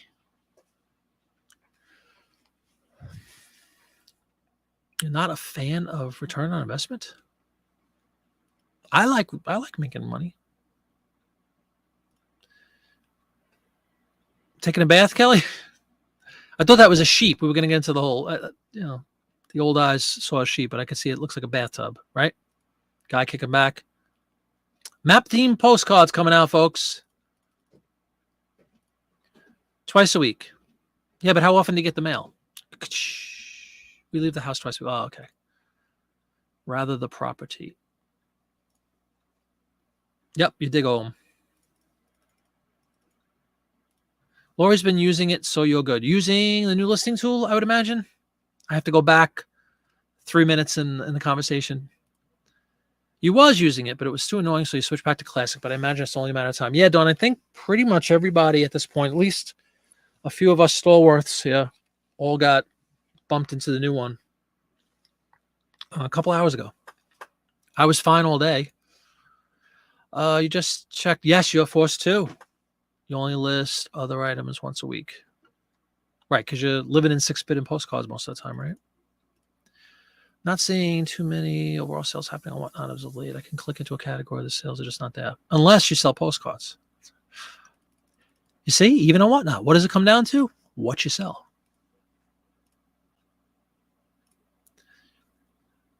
Dumpster dive for a crumb. Yeah, you got many a t-shirt or hat. Name your form of advertising, but Mark is the king of sayings. Oh, there you go. The logo. Sorry, I missed that. Top Club. Wish there was a way to blow that up a little bit bigger. Thank you very much. Yeah, well, it's you guys that gather that make it wonderful. But thank you very much for coming in. It's a lot of fun. Early adapter. You got to adapt, Lori. I'm a big fan of that. I think that comes with experience in life. You can't keep kicking and screaming and wanting everything your way. It doesn't work that way. It might be frustrating, but you want to play the game, you got to play by the rules. Get the mail twice a week. Also, for those who don't know, Matthew Kirch card released today. The Halloween ones, right? Is that the guy that does the new Halloween stuff? I have not tried Ink Frog personally. I've heard a lot of people use Ink Frog. And I thought the main attraction to Ink Frog was that you could cross list. That's what I thought. I never tried it. So if anybody wants to talk about Ink Frog, the floor is yours. I thought one of the big benefits was you could pull in all your existing eBay listings and push them out to Etsy or Amazon or something. But I don't really know. When you take a bath, I don't always take a bath, but when I do, it's personal. You're not in a niche, so whatnot is tough because you're all over the place. Yeah, it's a curse and a blessing. You could attract a lot of different people because you're selling a little bit of this and a little bit of that, which is what I did on my potluck show. But you're going to get a hodgepodge, couple of people for each thing. And there's nothing worse than when you're sitting there. Let's say you're selling, records. I'm selling records. And somebody writes in the comment, got any cowboy boots? What? Or whatever. Or trying to sell postcards, which I'm not going to do, obviously, yet. I'm buying postcards. And somebody says, hey, you got a Zeppelin album? I'm doing a postcard auction. You know what I mean? So you're going to get a lot of people from different fields of interest. Usually an early adapter of these things too, but this one is glitchy and having to redo stuff. Well, a couple of people have already mentioned that there's some nice options to who said it? I apologize. Who just said earlier about the new listing tool? You can hide certain fields that you don't use frequently. That sounds like a nice option. Conceptually, that sounds like a nice option. I'm going to have to get really used to it because guess what? I got listings to do. Although I'm using 6-bit right now, so maybe I'm lucky. Using 6-bit for the postcards. Oh, one last thing about 6-bit, and again, this was a 10-minute thing. I just wanted to show everybody. If anybody has any interest, feel free to reach out via email or whatever. Jiminy Flip It, Gmail. Try to help you out with that or comment on the video. But one very, very crucial element, if you do choose to promote your listings, they don't have that. At least we haven't found it. Kelly, maybe John can speak to it. I don't know. But I haven't found a way to promote your listing in the template. You have to go in afterwards. You'll have a series of, let's say you dumped 30 listings at a time. Wait a minute. Go into eBay and sort by time listed, and you'll see 30 new entries. It'll say available to promote, eligible to promote, I think it says. And just do a bulk edit and promote it wherever you want. So far, we haven't found a way to, within 6-bit, just have a canned, 5% on every card or whatever you choose to do. But that's a really quick, easy fix. Bulk editing, a wonderful feature on the old eBay. Love the ability to bulk edit things and sort things. And there really is a lot of flexibility on the platform. I'm not an Amazon seller, but does Amazon give you any kind of flexibility like that? I've heard it's very simple to, quote unquote, to list on Amazon, but you're in Amazon land, and I know they're very protective of Amazon land. I don't think they probably don't give you a lot to play with. It's like you do it our way or no way. That's hysterical. Selling cowboy boots. I just pulled that out of the air. I don't even know why I came up with cowboy boots, but that's interesting. You did crafts, plush, and movies so far. CDs and jewelry next, so definitely not. That's all right. Varied. And you're going to attract, I'll tell you, I don't know how many followers you have, Lori, but you would think that if you keep doing all these different types of, sales, you're going to attract people for CDs and music. You're going to attract jewelry people. You probably have a ton of followers. The only downside is if you attract a bunch of jewelry, watchers or interested jewelry purchasers, and you put up a CD sale, all your jeweler guys are not going to watch. But you're probably going to attract and gather a pretty big following if you're all over the place. Cool. Mrs. Flippett asked me earlier today if I could do a custom jewelry whatnot. I know nothing about custom jewelry, so I'd sound like a fool if I go on and say, hey, look at this pretty little bracelet. So maybe I could have Allie and Lori come in. They can moderate for me. I'll give you 3 cents each.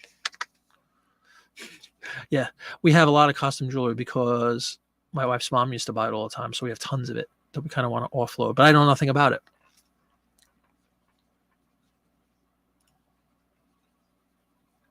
Good stuff. But don't say anything. I don't want her to know I don't know what I'm doing. I know. Just go to YouTube. How to sell custom jewelry. I can model it. Yeah, sure. That's all. Have HUD do the actual hosting, and I could just be the model. That's a good idea.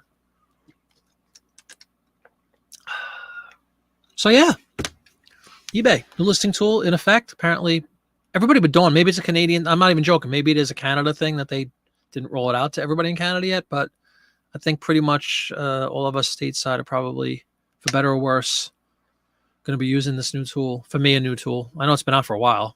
How long has it been out? It's been out for like probably a year already, isn't it? It's been out for a while because how many times have I X'd out of that thing? A new listing tool is coming. A new listing tool is coming. And I stubbornly kept deleting it. I'm going to try one more time. Like, I'm going to try every draft I have in my folder and see if any one of them opens up the old one. They used to give you that button with most of these enhancements, right? Revert back or something. You're not liking this one? Tell us why. But isn't it interesting, everybody? The point I brought up earlier, my first look at this, is your first field is photo now. Used to be title. Now it's photo, which tells me a lot. It's a photo-driven world. It's a photo-driven app. People buy by looking at pictures. People don't read. And this proves it out, that they've pushed title down to the second field is very interesting. On the listing template anyway.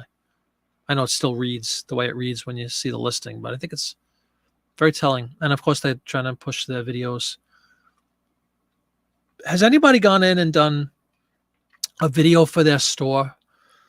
I heard several people, not just one, but I've heard several people talk about doing a video on your storefront. Again, I don't even know how many people look at storefronts anymore, to be quite honest with you.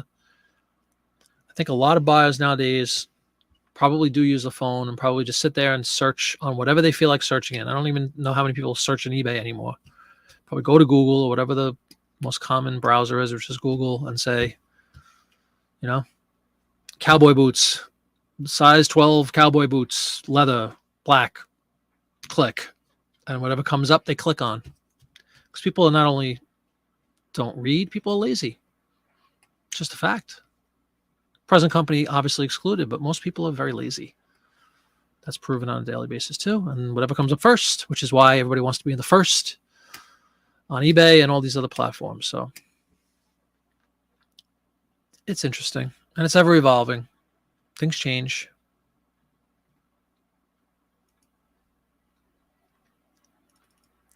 There was a saying not so long ago. It's a good t-shirt material for you, Mark, if you haven't heard this one. The one constant is change. Very true. The one constant in life is change. No, CJ, there is no. Oh, falling behind, guys. Hold on. I saw CJ pop up, but I want to go in order. Don't want to miss anybody. Dawn is telling. The jewelry thing. Yes, some cost. I know it's highly desirable. Absolutely. I'm not making fun of it. I'm just saying I know nothing about it. And we have some. Looking to offload. See the vultures starting to swarm. Yes, some could go for good money. Cool. Hey, Purple Sorko, what's going on? You still have the old one, really? Probably the few and the proud at this point, because I was, like I said, a slow worked on this until 5 o'clock tonight. 3 hours ago, I got transferred over. They push us on without any notice of an end date for the old two. Yeah, ain't that always the way, though? That would have been nice. Like you have, one more week to use this and then kind of try to a little bit of a learning curve with the new one. Nope. Right to the deep end, man. They throw you right in. Not sure if it's vintage like Coro or modern. Coro or modern. Some pieces can have surprisingly good following. Are we talking jewelry? No communication. They could have just put it in the fall. Yeah, which was a very sparse update to say the least, right? Most of it was already stuff they'd announced previously. I think we were all. I was on his on Matt's show that morning when the thing came out. I'm like, oh guys, check your email. The update's in, and he read it on the screen. It's very underwhelming. I think all of us feared, another one of those major shifts in like categories or something, or some fee increase. None of which has yet materialized, but there's plenty of time. Plenty of time. It's only October. They could do a winter update in December and, rock our worlds again. No switch back to classic. I know. Neither. I tried to, CJ. Not cool. You like the idea of theme shows. Today you did movies and used old movie trivia questions to engage. That's okay. And you know that from watching my whatnots. I always have like a theme pretty much with the music playing. But you're right. I mean, ultimately you're trying to make some money, right? You did a video? Cool.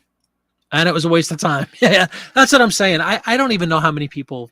How many of you guys buy on eBay? Personally.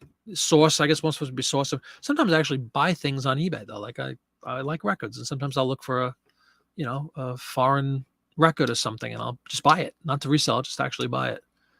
So that's what I try to put myself in that position often when I'm doing listings, or if I think about things, I'll like, if I'm buying this product, here's what I searched for.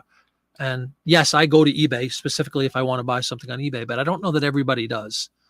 I think a lot of people just go to Google and type cowboy boots or costume jewelry or whatever. And then you're going to have, of course, a population of people that do just live within eBay and do their searching and perusing and everything within eBay. But I always try to put myself in the buyer's shoes, so to speak, when it comes to some of this stuff. And Mark has a good point about keeping it simple. There's a lot to that. People don't usually get drilled down to extreme levels when they're searching for something. You can, and again, eBay gives you that functionality on the buyer's end too. You can,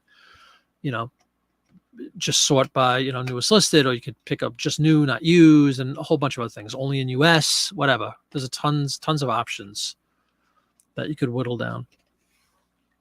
So I don't know how many people nowadays are going to, no offense to Jackass Retro, I'm just saying going to the Jackass Retro eBay page, storefront. Like how many people are really doing that? You might find your way there if you find, that's the hope for most of us, I would hope. It's a lure thrown out in the water, right? Here's a postcard. I do it all the time with my print ads. I did a video on it. Somebody buys something, especially if it's kind of unique, Procter & Gamble advertisement from 1910. I always fire out hey, how you doing? You collect Procter & Gamble? I have 700 other ones. Take a look at my store. And sometimes you could lead them to your store.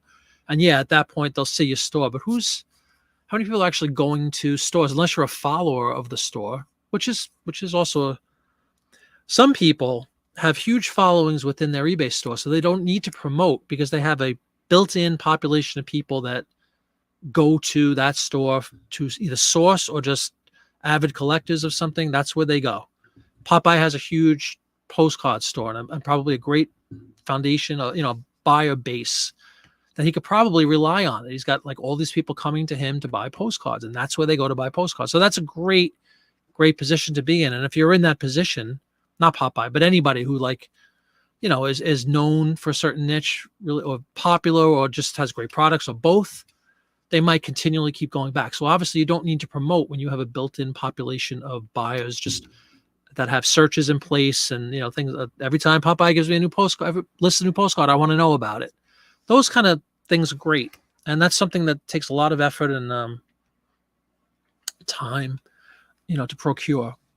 So it's a great benefit though if you have that.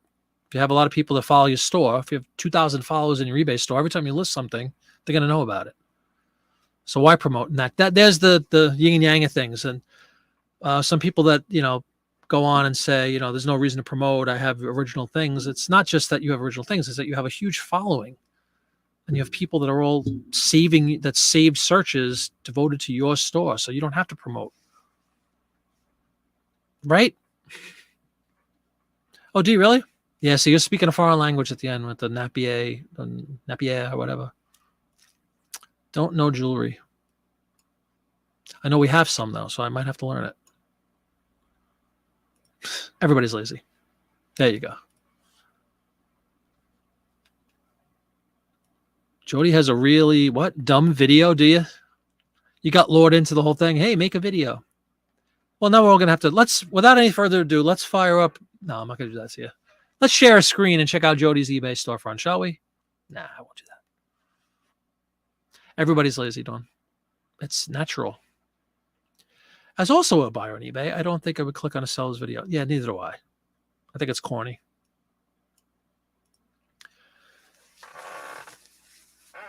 Oh, yeah? Yeah, I'm not a Poshmark fan. One of my daughters sold pretty, decently successful, just her own clothes, and she had some success with it. But again, my thing with the Poshmark experience is the need to constantly share your stuff out. It's a social media platform. I know they all are to some extent now, but this one is really, really reliant on your own marketing. Again, a feather in the cap of the eBay stuff is they do that for you. You really, sure, of course you could, do an Instagram post leading people to your eBay store or Facebook or whatever means you want to use, but they do so much of their own promotion on your behalf as part of your membership fee, store fee, listing fee, which doesn't exist anymore. They do a lot of that work for you, the heavy lifting. And Poshmark is extremely they push back, and you have to promote your own store. You won't succeed. I think Etsy to a large extent is the same thing, at least in my limited experience with that platform. eBay is extremely good at pushing out your items and doing all that work for you on your behalf for a fee or 7. eBay is a search-driven platform. Yes, it is. With today's 8-second average attention span, very few people are looking through stores. That's what I'm saying. Yep. Exactly. Yeah, that's not an accident that it defaults to best match. Yep. And again, I don't even think that many people, I would love to, somebody do a number for me. How many people search in eBay versus search just generically on Google for a product? Again, I know that there's a ton of people, all of us included probably, that live in eBay to an extent, right, and search in eBay proper. I go to eBay if I want to look for, like I said, a record or something. But it doesn't mean if I don't find an eBay, guess what I'm going to do? I'm just going to go to Google and type Japanese rare, 3rd edition, blah, blah, and see what comes up. And sometimes when you do that, you'll suddenly get the eBay listing, which is odd. But you know what I mean? So there's got to be there's probably numbers that support all this. And of course, they're going to, supposedly that's one of the reasons they implemented all these ridiculous amounts of recommended and specifics, was to branch out into other platforms that aren't just on eBay so that Google can find you quicker. Because there's definitely a huge population moving towards that more generic. The platform is almost secondary. They just want the product, and they want it quickly, and they want to find it quickly, and whoever comes up first is going to win. That's all there is to it. Whether it's an 8-second attention span or whatever, the point's well taken. Oh, it's funny. When you said ultrasonic cleaner, I thought you were talking about records, because there's an ultrasonic record cleaner. I was going to say, yeah, don't waste your money. I don't know about the jewelry thing.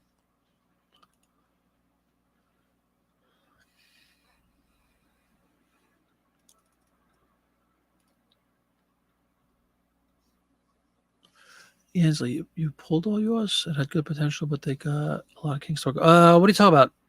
Poshmark?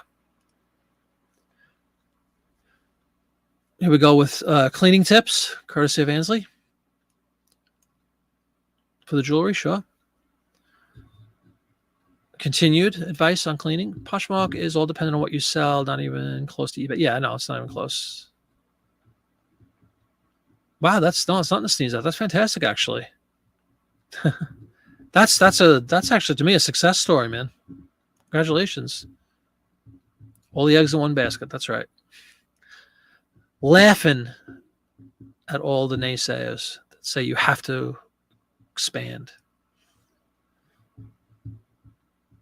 I don't think anybody will. I don't know. It's one of those things that there's probably a bunch of guys sitting at a table. What could we do? What would be fun?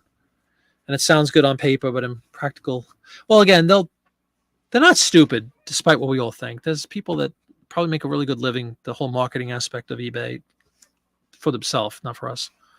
And I'm sure they do a lot of data-driven testing and market research and all that good stuff. And if they roll something out and it doesn't work, or doesn't provide them with the kickback they were expecting, they'll pull it. If nobody does videos or if nobody watches them, I hope they have the common sense.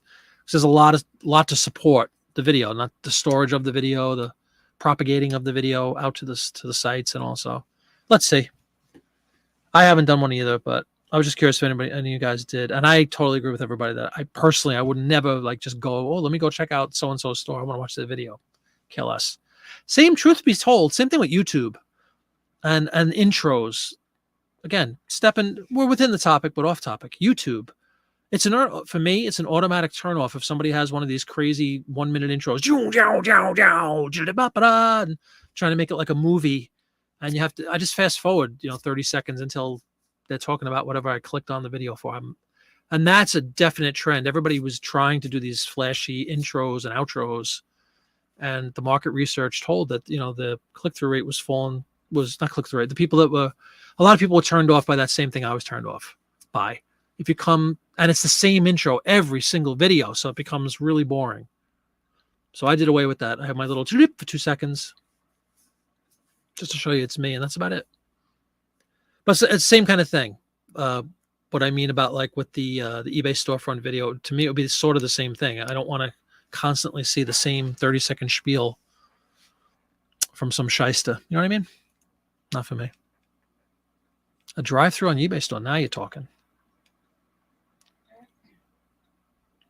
Tell us why, Matt. I like some of it. I think there's a lot of hoo-ha contained within, but if you dig deep, there's some really good information too. Now you have to check. Well, that's the same thing with me. A lot of my listings have one photo. The print ads have one killer photo, by the way, really good, high res, big. But I don't need multiple pictures. I'm not just that's busy work. I'm going to do copy. I'm just going to make 6 pictures of the same ad now on sections. But that's the same thing. All my recommended, if I'm not like in that, they give you the funnel. It says recommendations. Almost every one of mine is just, which is nonsense because it'll say, again, I'm new at postcards, but even in the postcard tab, it says like your competitors average 4.6, which always makes me laugh when there's a fraction, 4.6 images per listing. Who has 4 listings on their postcards? Duplex scanner, front and back. Take it or leave it, So I don't get it. Uh-oh. My God, am I still that far behind? I was just teasing Jordy. I'm not going to do your video. Don't worry about it. You have about 5 minutes to delete it. Let me tell you. No. Top 100. That's good. That's excellent. Yeah. I don't know if you're talking about Poshmark, but to me, that's the word. It's too much work. It's too much. The onus is put on you to promote your listings on their platform. Which begs the question, why am I paying you to list on your platform? I don't mind doing some self-promotion, obviously, but the lion's share should be, to me anyway, the platform should be doing the lion's share of the promotion and marketing of your listings. That's what you're paying them for, right? Use the same 2 pics and crop different areas to close up. Sometimes I don't know what you're talking about, if it's talking about postcards, or in my case, the print ads, but for both, if there's something, I have a handful of postcards that only have 250 listed, but there were a couple that had like a street scene or whatever, and there was a Coca-Cola sign. It was really difficult to see unless you zoomed in. So in that instance, let's say, I had the cover, the back, and then I did a cropped close-up of the Coca-Cola sign, which I'm hoping adds value to the card. But that's the exception, at least in my experience so far. That's the exception. And I can't see going back. You talk about time and time is money and productivity and all that. Imagine going back and unless they mandate this once again, if they suddenly say, guess what, guys, effective, well, they won't even give you a warning, it'll just happen. But let's just say for fun, effective November 1st, everybody selling collectibles, postcards, topographical must have 4 pictures. You know, there's gonna be a lot of scrambling and a lot of chaos. And I don't think they would be stupid enough to do something like that. But that's the part of this report I don't put much credence into, is that, 4.6 pictures for a postcard just doesn't make sense. So I take some of it with a grain of salt, but I take some of the other stuff as information that I can process. You just want to scroll across and look at what competitors are doing. The promoted percentage, free shipping. Yeah, that's what I'm saying. There's a lot of really good information in it. No better performance. Yeah, see, there you go. And it becomes busy work and a waste of time, right? At that point, Matt. Not cool. Make it easier. You like the same old people when buying? Return buyers, you mean? It's not too much more. I just did a couple of the same highlights, portions, and then we'll photo. That's cool. You do that strictly to meet their recommended photo allowance, or do you do it because you think personally it helps you? Like, are you doing it just to appease them and say they want 6, so I'm going to put 6? Or do you think there's an actual benefit of doing 6?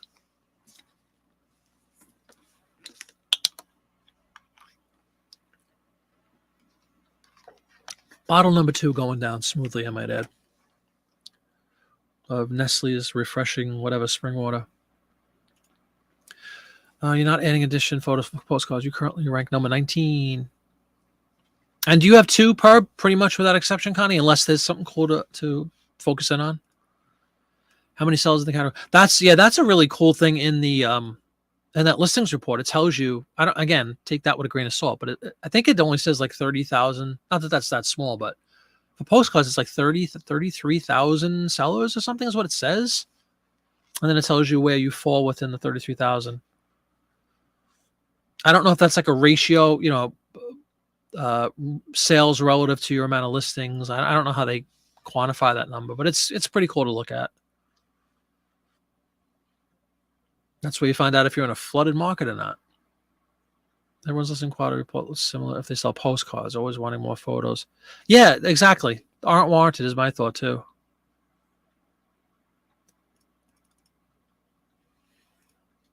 $33,000. You talking about the postcard thing I just said? I think it was mine. It's like 33,000. Yeah, 19 is fantastic.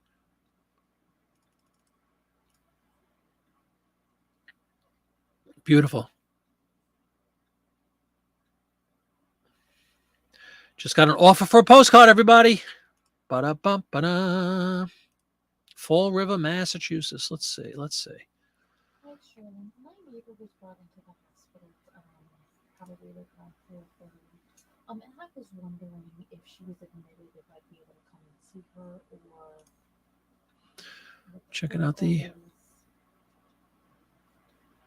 Can I show everybody this card?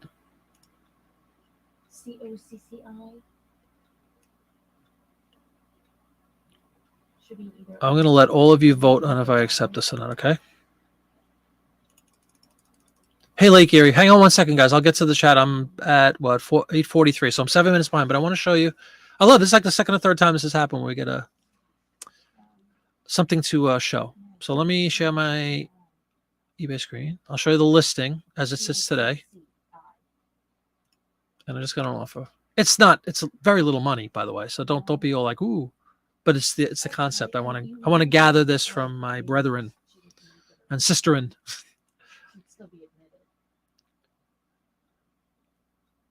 Let me just isolate. I don't want the guy's name to come up. When did I list this? It's a relatively new listing from the 6-bit thing. And it looks like this.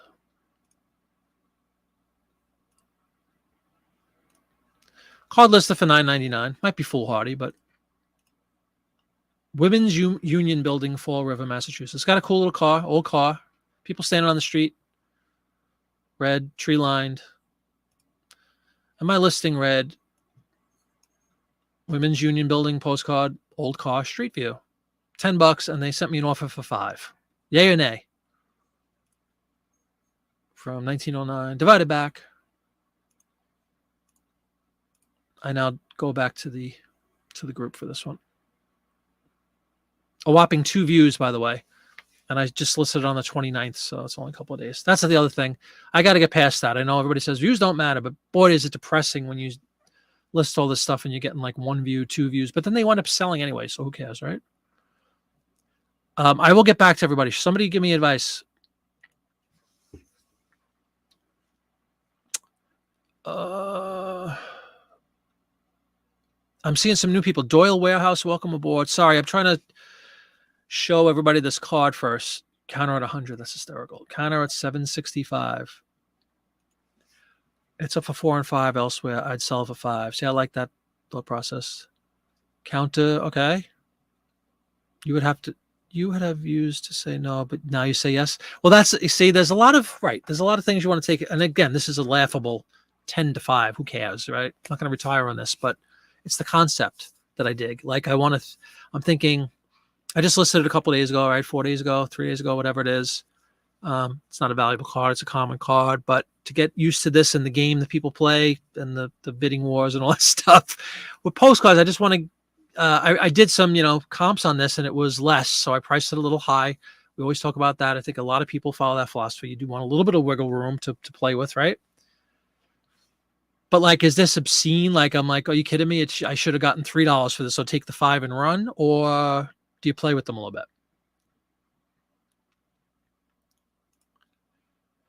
Connie says 394.99, 688 sold for Connie. Counter. Yeah, I do free ship, Connie. Whopping 57 cents. I mean, me too, Mark. What do you say, Mark? Take it, says Jeff. Should we go poll? Should we be all fancy? Let's go poll. Let's make you guys do something. And again, it's not the amount of money that really matters in this case. It's the concept.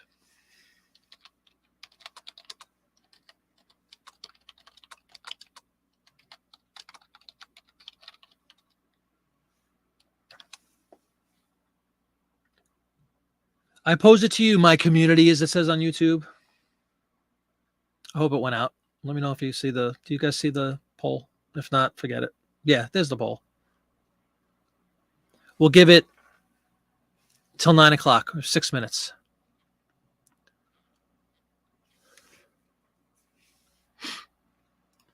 If you just listened, see, Kelly was talking on one of the shows today. I saw him say something that basically, and again, mostly a postcard guy, so we're talking postcards, that he waits a period of time. I don't remember what the period of time was, 2 weeks or something before he'll entertain offers on anything. But I'm assuming that's within reason. Like if this was, and again, get past the dollar amount, it's a cheap card. But let's say this was listed 4 days ago, it's $9.99, right? If they made me an offer for like $8.99, I'm not waiting. This is just me personally. I'm not waiting 2 weeks to make another $1. You know what I mean? Now this is exactly half. I believe around 5:30, 6 o'clock. And the first name is Adeline. Just reading what everybody's saying. I didn't find offers anything under $20. Rarely will do some at 15. $5.75. Get the shipping paid for. Interesting. But again, I'm talking concepts, and I'm talking almost like what's the word? Etiquette amongst postcard people. What if this person is a postcard maven and buys postcards all day from thousands of different sellers? And I have no idea. I'm just saying. Is it, like you sit at the blackjack table, there's unwritten rules, right? You play the game the right way, there's unwritten rules. And something like this, if I come back and say, they offered $5 and I say, like Mark is suggesting, I come back with $5.75. Is that just like, is that like low class? Is that Bush League to come back with $5? I'm nothing to do with Mark. I'm just saying, is that being ridiculous? Like I want 75 more cents and the guy's going to say, forget you and leave? Or is it a rational thing? I want to get my 57 cents back shipping. You know what I mean? The Kelly, the office $5 on a $9.99 card that I listed on the 29th. Conversion is king. You have to sell some more to sell more. Very true. I like that. 5 on 10. Yes. Which, if you put it that way, sounds awful. It's a half. The office half. it's not a lot of money either way. But it's I'm more discussing the idea behind it. This card is sold in 2021 for $550, but hasn't sold this year. Okay. You will come back at $750 or $8 if they don't like it. Oh well, really? Now is that because you're following your own philosophy that I don't take offers basically on newly listed items? Every time you take an offer on free shipping item, you are discounting shipping by that percentage as well. Selling for the exact amount with free or paid shipping, you lose padding it in. You are discounting shipping by that percentage as well. Well, that's true, right? Now I'm paying $1 for the shipping, really, even though I'm not. Right, because I factored in 57 cents to my $9.99. Is that what you're saying? So in a way that I'm doubling my shipping. I'm doubling the impact of the shipping cost on my product. Right? I think that's what you mean. In this market sold. See, that's another factor. There's factors you want to weigh. I'm only at 58% with yes. Wow, I thought everybody was going to say take the money and run. Hold on. And why can't I scroll through this thing and see the whole thing? COCCI. 58 to 42. We are just a smidge more yes than no. Interesting. But I defer to all you guys and gals as postcard people. Please don't take the term guys. That's a bad thing. It just means all use guys or y'all, as they say in the South, or whatever term they say in Canada. God only knows. You mooses. I don't know. The more you sell, the more you sell. See, I agree with that. I like that. CJ also agreeing with Mark, saying up it by 70 cents, 50 cents, 50% is an insult. Exactly. It's not just it's a cheap item, but it is kind of a cheap offer. How about just a $7.50? The dreaded I'll meet you halfway. This could sit for years before it sells again. Good point. Get rid of it. You don't get many offers, Mark. You give them an inch, they take a mile. Not an insult if he is listed at double the price of others. True. Okay, well, thank you so much. Because I wanted to try to allow for a little wiggle room, and because I'm new at it too. I'm trying to kind of test the market a little bit. You know what I mean? I'm not doubling it for the sake of doubling it. Arrogantly saying I could get twice as much. That's not what I'm trying to do. I hope you realize that. Doyle says if you accept 50%, they think they could do it. Yeah, that's very true too. Cheapens the brand, so to speak. You start accepting 50%, everyone's going to want that. Yes, I agree with that. I think I'm going to counter. I'm going to tell you what I'm going to do. I'm going to counter at 750, which is meeting them in the middle, and they think they got a break, and I still make 750 on a card that retails around 5. Right? What do you think of that? There are 3 others listed for less. I know they pay more. So recently, it's a $5 card you ship. You just gave free shipping. You already lost money. Come on, this is entertainment, Tommy. I'm entertaining the masses, and I'm also learning something. Sell it. Facts. Yeah, we're not talking about the value of time in this. This is outside the realm of reality. If I was sitting home, not on the air, I wouldn't be putting any more than 10 seconds of thought into this. Trust me. I think 75 cents more is a cheap move. Yeah, exactly. See, I agree with all that. Play the haggle game. I'm thinking 752, Lori. That's etiquette.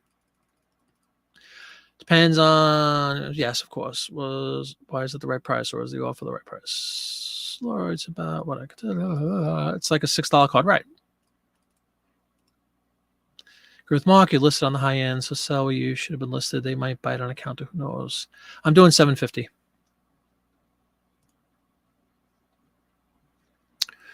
Ba-ba-bum-ba-bum. Watch me work, folks. Watch me lose a sale. This is a relatively new. Well, I don't know if they know. They might buy one thing a year. Who knows?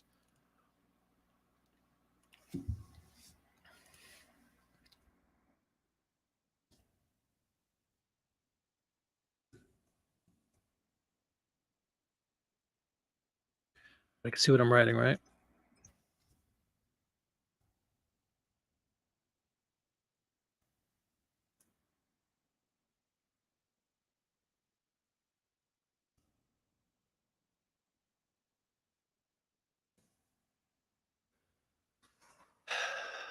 I don't remember this card.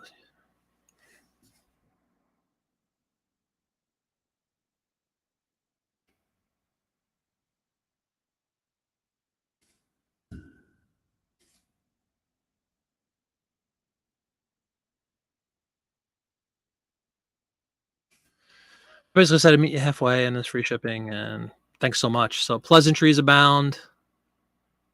Might even throw a good evening in there. See if that's worth another $250. 75% offer is respectable. It's just a play, just a test. It's not about the $5 versus 10. It's not about wasting time. I could have been making more money. I'm on a listing show. I'm on a show. So this is not real world, but it is. You know what I'm saying? See what they say. Submitted. No kindly. Oh my God. That's one of my pet peeves. Playing devil's advocate. Yeah, I know this. Well, it was pretty. I mean, 55% take it, 45 said no. So thanks for playing. 20 votes. I appreciate it. End poll. We understand it was a waste of money conceptually, but again, for those who were saying that, in the real world, I wouldn't be spending 20 minutes debating whether to take a $5 offer on a $10 card. Let's see what happens.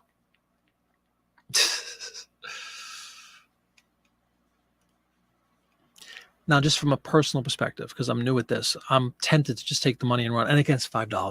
It's not even money.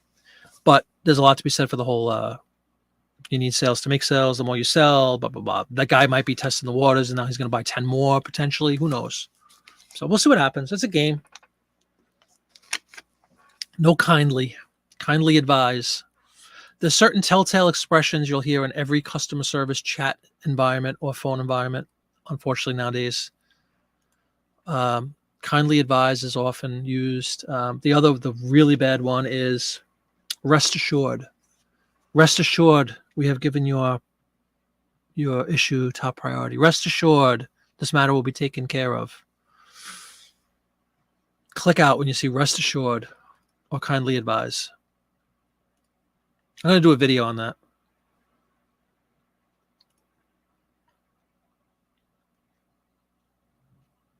Totally, Matt. I don't like it yet. But again, you must be using it. I'm not right now. I'm doing the show. But when I get to listing on it, yeah, it seems like it's and I don't know if it's just because you're not familiar with it yet, like I'm not. Doyle Warehouse, welcome to the show. I'm sorry I didn't get to greet you properly. Great to have you. I think this is a new name to the show, and I welcome you with open arms. Well, I just got the email. It says counter offer submitted.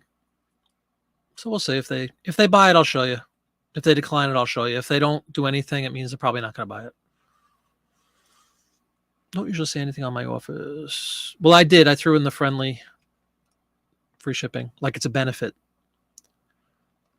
Number of cars is sell dollars once at a time. Average out. Very, very, very good point. Because that's your game. You said you sell a lot of common cards, but you have tons and tons of them. So it's a numbers game. Yep.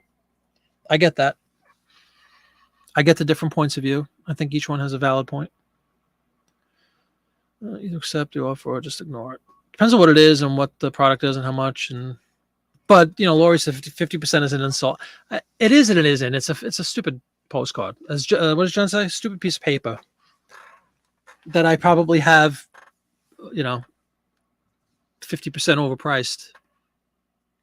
So I'm not going to lose sleep over it. Just wanted to get into practice.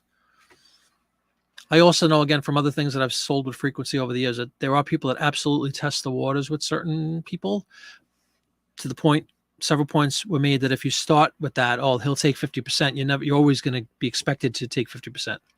That's true too.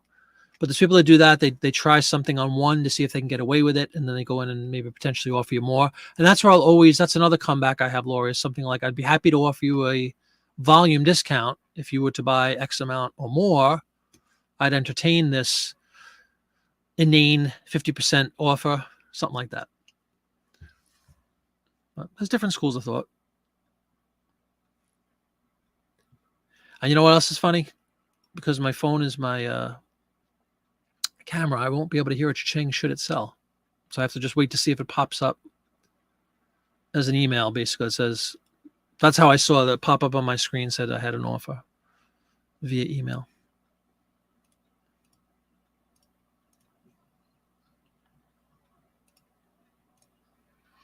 Lots of fun, everybody. Lots of fun. I'm not trying to get top dollar. I don't want stuff around too long. Yep. You get a lot of 3 to 5 offers on movies you offer. Yeah, that's silly because that's not 57 cents.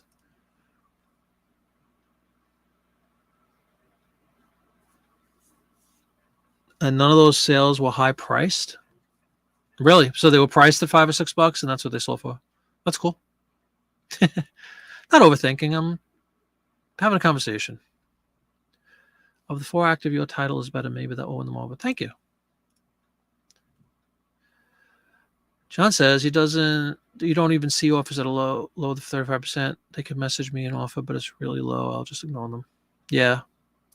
So you're just doing a purely statistical thing. That if it's less than 35% or more than 35%, you won't entertain it, which makes sense.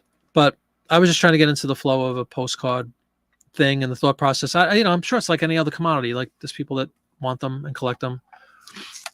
Yeah, you could set up exactly. You can automatically decline offers below or over, whatever. Set that up. But being it's such a cheap item, I'm also not used to having listings that are $10 or $5. So I have to get used to that too.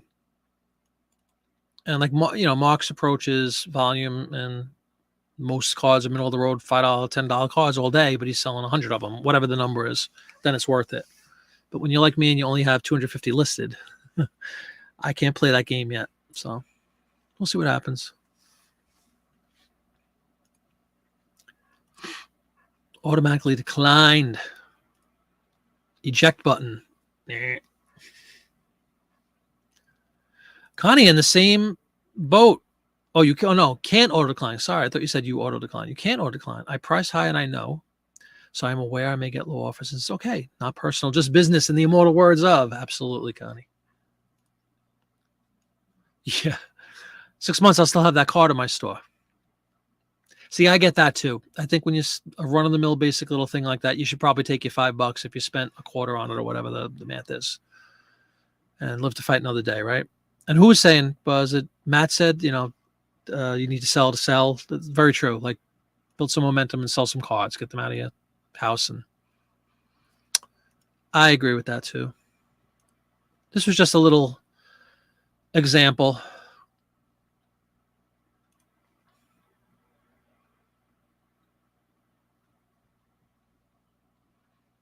But I will tell you, because the pressure's on now, I'm constantly refreshing my screen to see if they bite.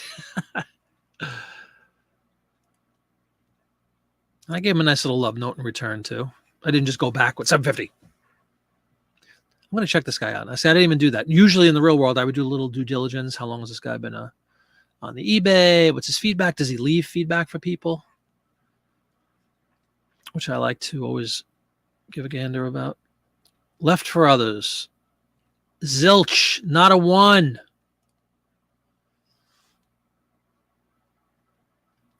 All received feedback. Valued customer.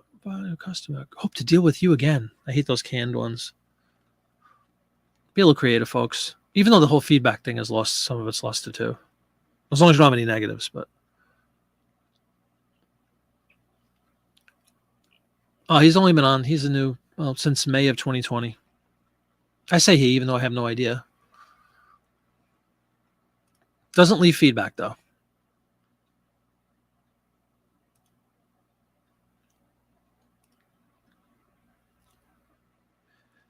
Well, thank you so much, Cal. Yeah, I counted at 750 with a little love note that said, I'd be happy to meet you halfway. And please remember this also, our cards are offered with free shipping with a little smiley face. I did have an auto decline implemented on certain things. I don't remember what it was, but there was like a certain category that had fairly high valued items, priced items, not $10. And I didn't want to take less than 30% of, I didn't want an offer that was less than 70%, let's just say something like that. I bet you're right. That's true too, Mark, because people don't read. There's a repeat buyer of mine that leaves the most profane feedback. Does he really? You've turned down many offers, are still in your store. The attitude, it was once an insult. They want a good deal. Yeah, absolutely. Calls with the ma. Absolutely, man. I'm kidding around. Come on. Nope, there we go. Blacklist this guy or what? But you say it's a frequent buyer, a repeat buyer, so we're not gonna. I don't get it. You have automated canned feedback only because I'll forget to leave sales. Oh, really? Yeah, but I don't mind automatic feedback, but not the hope to deal with you again. That's like the cheesy ones that you see everybody. That means they put no effort into it. It's just a reflex. You don't have a filter. I can't remember the last time you counted. You like the name though. Mama's gonna get ramrodded angry by what? Oh my god, really? Interesting. And this is a return buyer.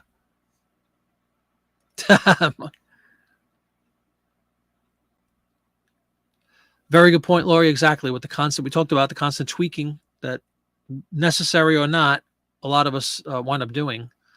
Exactly. If you have some of those the whole structure gets screwed up. Ba-da-ba-ba-ba. I guarantee you they're not. Because if they were going to buy it, they would have bought it already. Oh, well.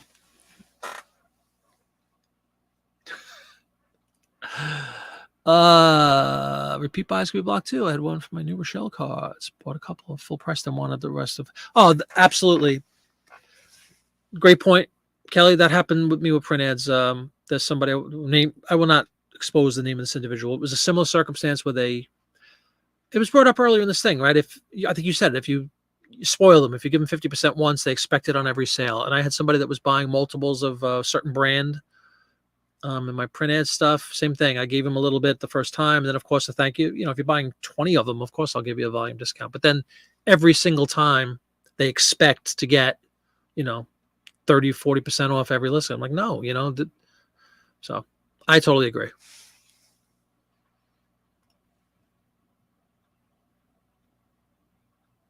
You have them blocked. Rude message on $1 offer you turned down. I could see setting up that. Like, can you do, isn't it just percentages? I don't know if you could put a specific dollar, but any offer of $1 will automatically be declined. I don't care if it's a $4 postcard. You're not getting it for $1. Automatic feedback. One of your feedbacks is you complete me. That's funny.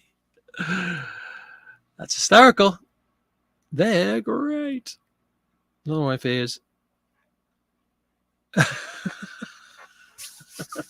And then they give you a return. You can keep it. Practically perfect in every way.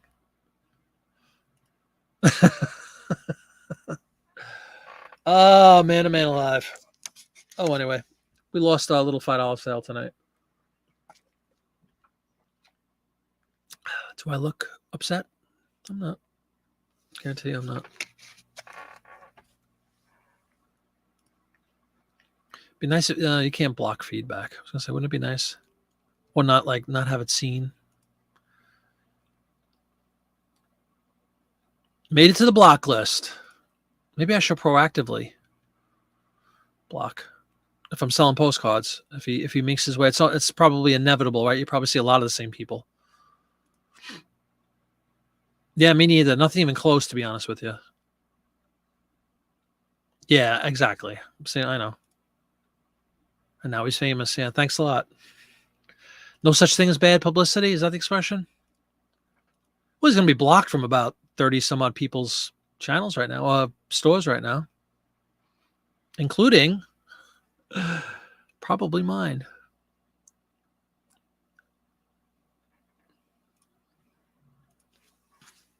Matter of fact, an ounce of prevention is worth a pound of cure. I have an eBay tool set up that I can just click and automatically do the feedback removal, the block buyer thing. A link. It's not a tool, it's a link. So I have to search around for it.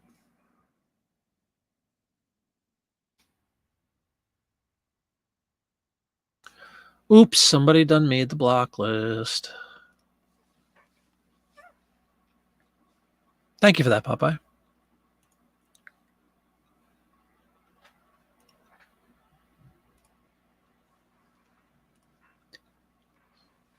Yeah, they're already on the list, Kelly. You know, we talk about bolos all the time. That's just as useful as a bolo. So I appreciate that. Right, absolutely. And again, an ounce of prevention, right? Let's just try to avoid issues before they even happen. Yep, appreciate it. And ask questions. How dare they?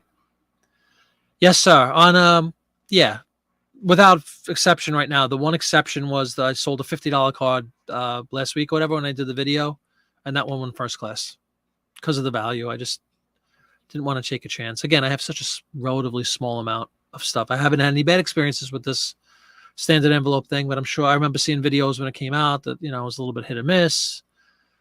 So for a $5 card, absolutely.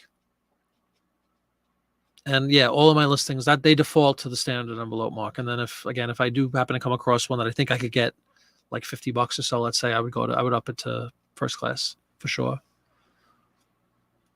It still only weighs an ounce, right? Or ounce and a half. No, I'd put it in one of those greatest things in the world, by the way, are the eBay envelopes. The hold on. I'm sure everybody knows this, but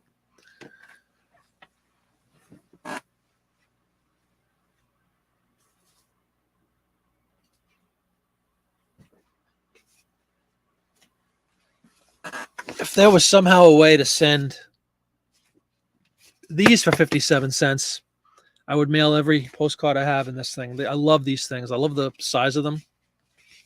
They're really good, but it has to be a cheap little envelope to get it under the ounce. But like, you know, the $50 postcard for set, it went in this. And it still weighed like 2 ounces, even with this, maybe 3. So the first class was cheap. It was like $360, $350 to ship. Money well spent. And I got good feedback on my $50 card too. I was psyched. And the guy wrote, "Oh, who told me that this was it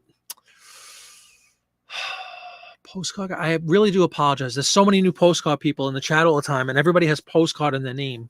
So except for Kelly. So I have trouble remembering sometimes the different names. But somebody had written to me about this postcard. If you didn't see the video, I had a real photo of it was a bunch of kids playing marbles. It said Mexican marble game in some weird town in Texas. It's like a dirt road and just kids playing marbles. Somebody wrote me that night and said, "Ooh, marbles are a bolo." I said, "Really?" Like, oh, they wrote a comment in the video, I think. Great sale. Marbles or a bolo. Kids playing marbles or marble games or a bolo. And I said, "Really?" And sure enough, I got positive feedback when the buyer received the card, and it says, "Thanks so much. Added to my over 1,000 card collection of marbles." So if anybody didn't know that, even especially all you postcard people, maybe I'm sure you all did, but if you didn't know, apparently there's a huge market for marbles. Kids playing marbles, marble games. Interesting. If you didn't know, then that's one for me. If you did know, then I'm just late to the game. One every 30. I get feedback and then more profanity. Yeah, seriously, I was actually going to say that. It could be just like a mental issue. But it keeps buying stuff, right? So it's like, yeah, but you don't need that on your screen because if somebody looks at that, you know, something 6. Oh, another bad egg. 20. Oh, that's part of the bylaws or whatever for it. Yeah, okay, that makes sense. I have a repeat buyer that sends you a personal letter, thankfully. Why he hates Republicans? Yeah, I know, please. And then killing guy the same night got an error to add him. Maybe they got rid of him already.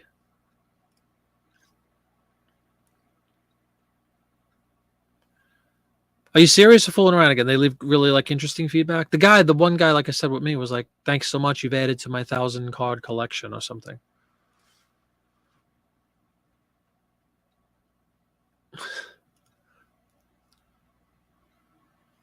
Just one of the many very specific topics those weird old postcard collectors. What, the marble thing?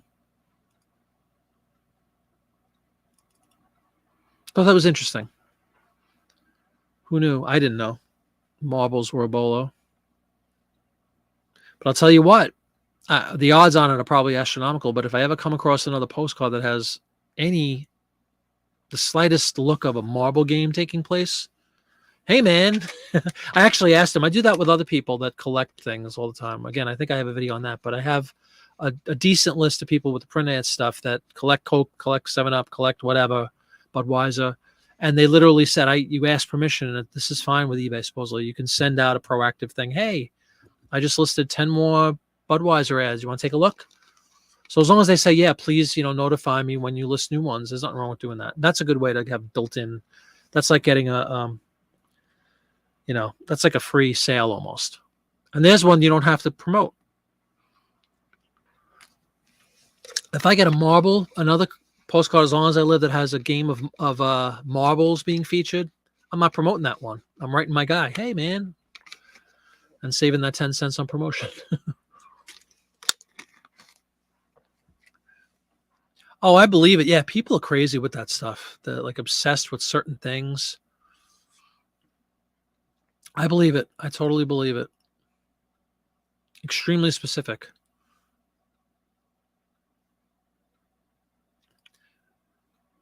Red light, green light, bolo. Yeah. Keywords, sure. Who was the one that told me? Again, it's going to sound almost laughable, like John was just not joking, but saying about the person with the specific traffic light. Do you remember we were doing a listing show some time ago, and there was a television in the ad, and there was something playing on the TV, and somebody told me, "Oh, that's a big thing." I'm like, "What are you talking about?" And I forgot the term already. I wrote it down on the video. That's why I'm glad I have all these videos. But there's a term. There's people that seek out images of TVs with images on them, if that makes sense. It's like it's a thing. So it's good to know all these little things that people are into and market to it. I had no idea. That's apparently a big deal, though. Drunk sailors buying Navy ships. Oh, bye. TV on. There you go. That's the keyword, right? Oh, everybody knows this. TV on, TV on. Yeah. Learned it from Papa. Hey, Cameron, how you doing? TV on came on one of my print ad shows, John. I don't know if you were on it yet. This was a while ago.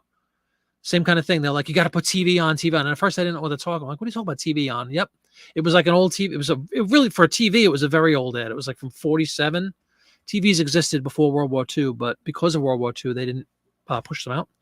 So the late 40s is when you see TV, real like Milton Berle and all that kind of stuff took off. But anyway, this was like a 47, I think, and it was like Joe Louis boxing match in the background. I think it was a fake image. It was an illustration. So it was like a television with the image TV on kind of a thing with a boxing match taking place. And it said like Joe Louis, and it sold really well. And yeah, a bunch of people shouted that out, TV on, TV on. So TV on is a card thing too. What's up, Lake Erie? Just got a lot. I won an auction and the lady collected Presbyterian church cards. I'm going to have the market corner. Beautiful. I have a Presbyterian church card, Lake Erie. How funny is that? I had just scanned that one. That's how it's almost freakish. I forgot where it was, but it said Presbyterian Church. That's kind of cool. One out of 200 motels you listed Sunday had a TV on. You marked it up. Not sure it will sell, but a neat find. Cool. And that's all you're right. TV on, huh? Yeah, people are nuts. They collect anything. Why that's a thing? When you were vending a postcard code, you'd always people were looking for certain things. One guy, he had 60 topics he looked for. Cool. Collectors are collectors, They collect and they like what they like, and they search and destroy, seek and destroy. But they do. They search out for those specifics. So it's, it's so important when people come through and say, put TV on or whatever, some of these other things. It's so important because there's people like that are literally looking for, as I said, literally everybody, that are looking for that specific term, and they're going to search it out. And if you have a TV on in your postcard, but you didn't write TV on in the title, odds are it's never going to be seen by those maniacal TV on people. Yeah, exactly. As we speak, 391, that's a hardy number. It's hard to believe this 391. Clearly, they're going to be relatively newer cards. They're going to be chrome cards, right? If their televisions are featured on them. You're not going to find a divided back 1917 TV on card. I have a customer who collects girls with large white hair bows. Wow. Short and sweet. Or stupid pieces of paper, as Popeye calls them. Yes. Salud, CJ. Is Dawn still here? Dawn's always here, but is Dawn still, she's probably listing or doing Excel spreadsheets. On the show the other night, I was talking about how almost everybody you listen to or watch in any form has these tics where they say words over and over repetitively and don't realize it usually. And mine that night was literally, I said literally like 4 times in a minute, and I caught myself and I'm like, if anybody hears me say literally, I need a virtual smack. And somebody suggested, I bet you Dawn will find the virtual smack icon or smiley face or whatever. So have that at the ready, please, Dawn. If you hear me say literally, I get a virtual smack. Up close opening cotton buds. Man, you were told the trifecta on TV on cards is if they have a triple view, the motel marquee, a view of the exterior, and the third view is the TV. Whoa. The trifecta.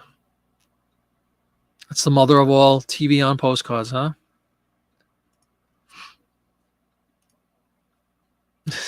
Yes, but she needs to come up with a creative fashion in which to do so. Like we need a slapping smiley face. There's got to be something out there. Was that's a kick to the face? Lop.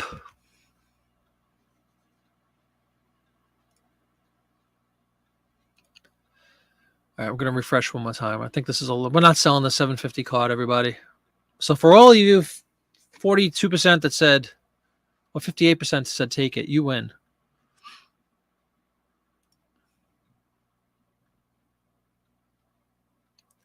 Ba-bum, bum, ba-bum.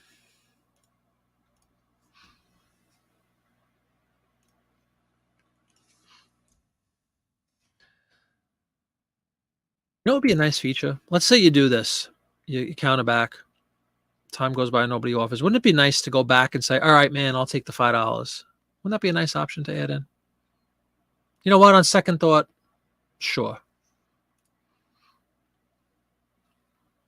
Thank you, Mark. Thanks so much for coming in. Have a great night.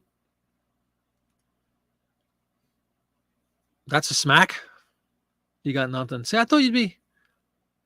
You think? See, I don't know.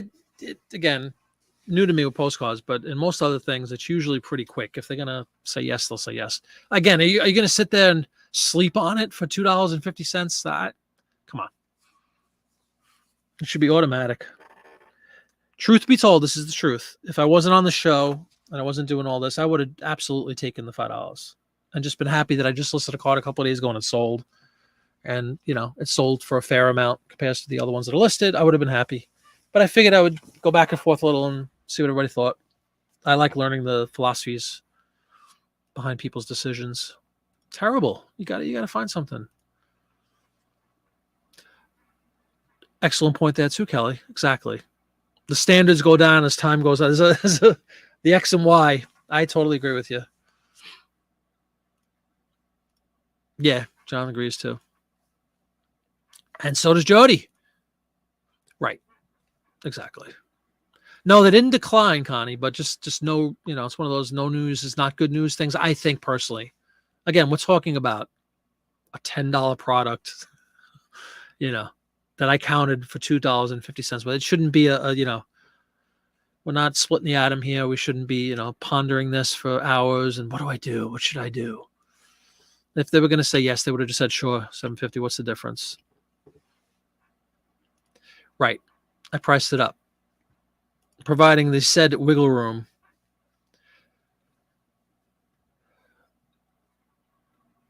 Oh, I sent my response promptly. I mean, not promptly because we were talking foolishly during the whole portion of that show. But again, in reality, I probably would have accepted immediately. And if I was to counter, I would have counted in seconds. Like I wouldn't have waited 20 minutes. Again, if it was $1,000 item, and somebody offered $600 and I paid $20 for it and the going price is $600, maybe I would take it. You know what I mean? But 10 to 5, come on. That's what it looks like. That's what people are telling me. Yeah, okay. Yeah, and the free ship is 57 cents. So the shipping is almost irrelevant in this sense. If it was a $5 card and I was paying first class, of course I would never take it because it would be, the whole price you'd literally make nothing. Literally, you'd make nothing. 57 cents I could live with. Cops are just a reference. That's very true. Just because they sold for that in the past doesn't mean that's what they're going to sell for now. And that's actually a very, very good point. Correct. Yeah, I said, watch, this thing will sit in here I'll be doing a video. Remember that card I listed? And it'll be like 3 years from now. And I'll be sending out offers for $5.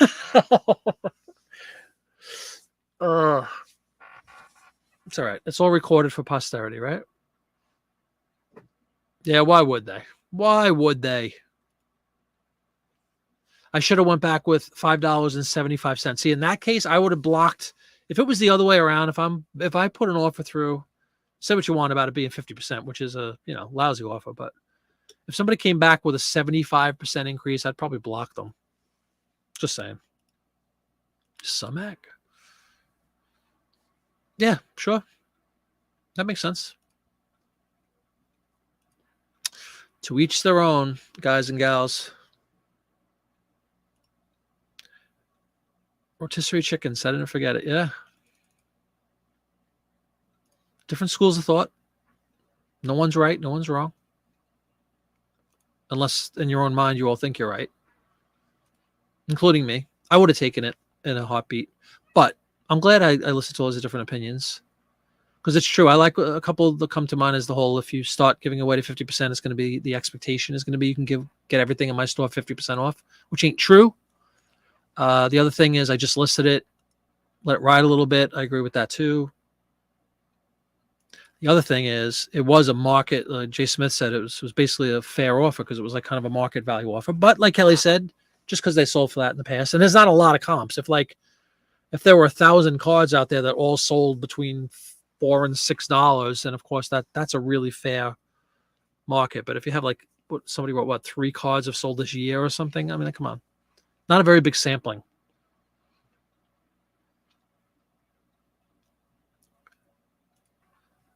Excuse me, but it's your name. You're always right. Correct. Correct, Ansley. Exactly. And we're having an intelligent, calm conversation. The pros and the cons. I might have 20 private messages that says you idiot. I'll retaliate. But here in this forum, we will be pleasant. What I do might not. Exactly. To each their own. Don't want to be a copycat. Hope none of us want to be copycats.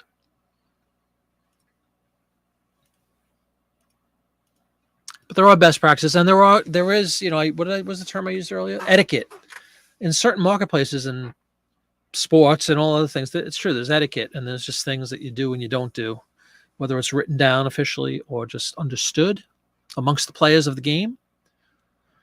And to me, the etiquette thing, I don't mean to harp on anybody who said I'd charge 75 cents and get my shipping back. It comes across to me personally. If I was on the other end of this transaction or potential transaction, and I placed an offer and somebody raised me by 75 cents, it just comes off as like, I don't know. It's not a smart business move to me personally.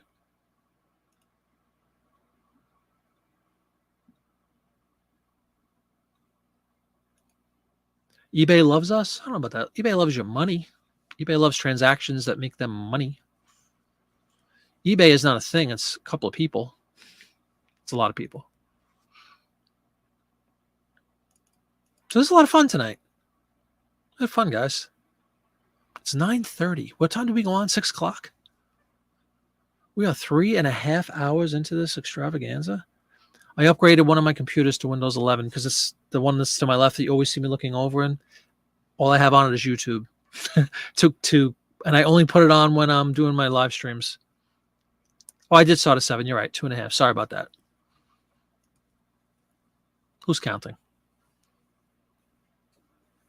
It was 6 somewhere. Yeah, eBay doesn't love us. I agree. Doesn't advice have a C? No. Good night, Jeff. Thank you so much for coming in. I did. I was going to say, that was a really fast 3.5 hours. It was only 2.5. See, I mix it up. I do 6 o'clock on Fridays. The listing shows at 6.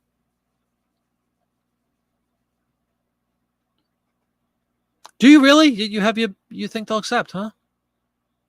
Unless you just looked up the card and saw that it sold, and I haven't seen it yet. That would be a pleasant surprise. I do not have any notifications to that effect. I just personally think that if, again, it's such a small amount of money we're talking here, right?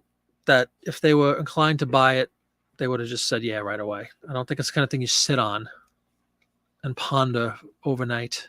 You know, the expression, let me sleep on it, usually always means no, by the way. But I hope you're right, Connie. You only listed one SKU of 30. The chat got me sidetracked. That's okay, man. I appreciate you taking the time. I don't mean to distract you. You add value to the shows. Keep us posted on the post. I will do. I know everybody's waiting with bated breath on the $5 offer, $7.50 offer. Excuse me. Thank you. I hope they do too. If for no other reason to say, hey, thanks to all you guys who suggested a counter. Yeah. It's kind of the nature of the beast a little bit, Kelly, you know, when you're involved in riveting conversation like you get on these shows. I'm very proud of everybody here tonight. We had like 35 or something at some point. 38. For staying on course. We kind of pretty much just talked about reselling tonight, which is not always the case. So kudos to everyone involved, keeping the thing on track. Almost all postcard conversation too, which is becoming the norm, which I have no problem with because I like them. I've had low offers on lower price cards and get accepted way later after. Oh yeah, okay. I'll trust your experience with it, sure. I might wake up to a nice $7.50 before fees sale.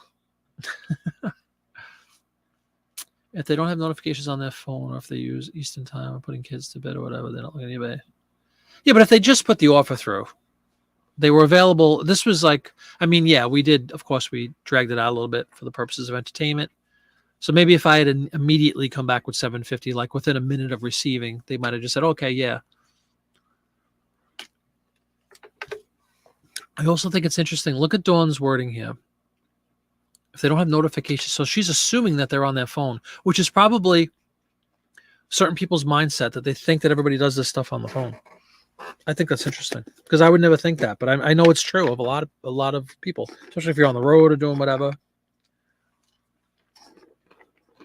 It's peanut time, everybody. Dry roasted with sea salt. Protein, salty goodness, and better for your diet than Good and Plenty. Down about 7 pounds now, doing the no carb thing. Low carb.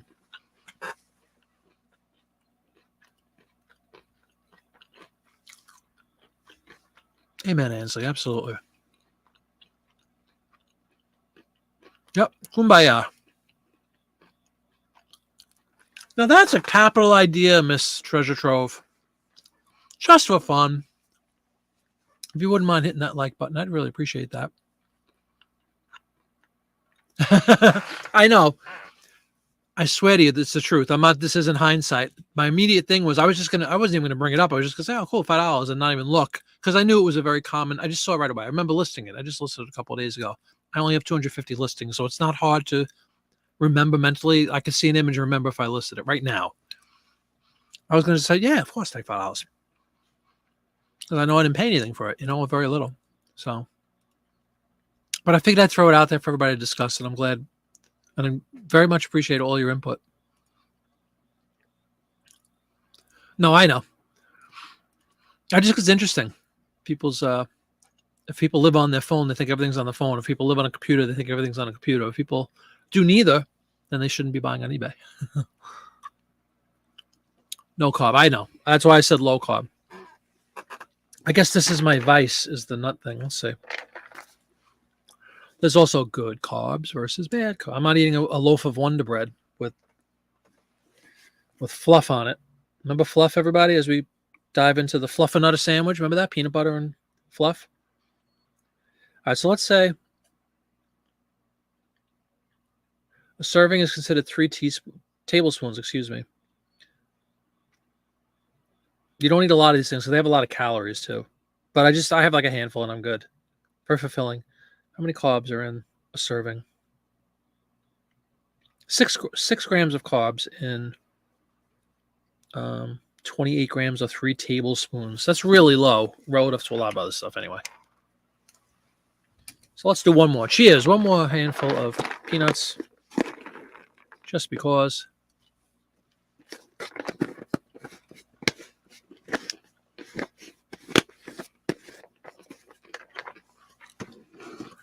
For anybody who's familiar with the new listing tool and has been using it for a while successfully, are there any gotchas that I need to be aware of? Like, is there any like known glitches or things I have to get used to that are radically different than the old experience? I'd appreciate it if you gave me a heads up. A hard time combining orders. Oh, really? Uh-oh. 6-bit. You can ship out of 6-bit. I haven't done it. I wonder if anybody's ever tried that. It's purely a listing tool for me. You think you were watching me when we listed that card? Yeah, it was just on the 29th. When was the 29th? Thursday? It's a new listing, right? It's only a couple of days. So it's cool to get some action on them. Anyway.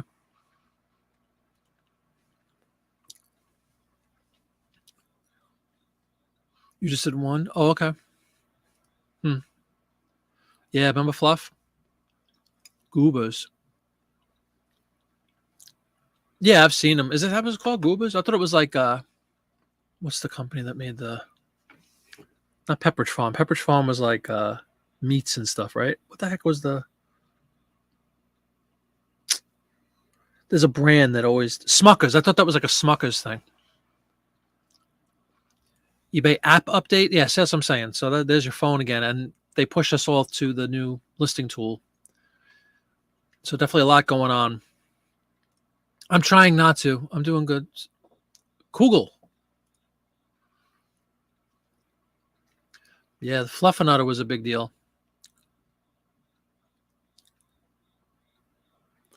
There's a thing called a Fluffernutter sandwich, Don, right? You take fluff and you take peanut butter and you put it on a sandwich. It's called a Fluffernutter. I wish I was a Fluffernutter. They had a commercial. They still make aren't Goobers candy? I thought Goobers were like something you get in the movie theater. Big old peanut, chocolate covered peanuts or something. I thought Smuckers. Yes, Smuckers. That's what I was thinking of.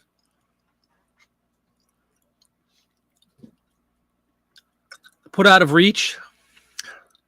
It's putrid. God only knows. It's probably it's whipped sugar. I mean, it's a whipped marshmallow. Not a fan of marshmallows, by the way. I know I'm in the minority, but I don't like marshmallows. And we ordered Eco Swift mailers recently, and the wait was in reason 2 weeks ago. I have not. Yeah, right after I gave everybody, the proverbial trophy for staying on course tonight. Now we're talking Fluffinatas. Kelly's trying desperately to reel us back into shipping and mailers and such.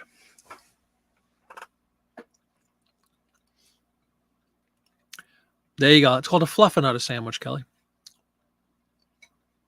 His work here is done. We're at a raw 47 degrees, wind out of the north at 9 miles an hour. Feels like 42, cold, chilly, rain. Just awful weather here since Thursday. That update was brought to you by Fluffinator. I've never in my life been yearning for a $7.50 sale. Ooh, I sold something else, though. Vintage Crown Stratfordshire. I sold a cup and saucer. You want to see this, everybody?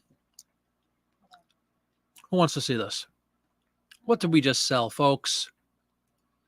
No. So all my hard good folks. No, it's okay. Look what I just sold, everybody. I want a star on my paper. We'll put it on the fridge. Ba-ba-ba-ba. Cha-ching. Vintage Crown Stratfordshire teacup and saucer. Pastel colors made in England, after all. $20, baby. Plus $10 shipping. Giddy up. Giddy up. Keep your $5 postcard. Relatively easy to ship, Ship with care.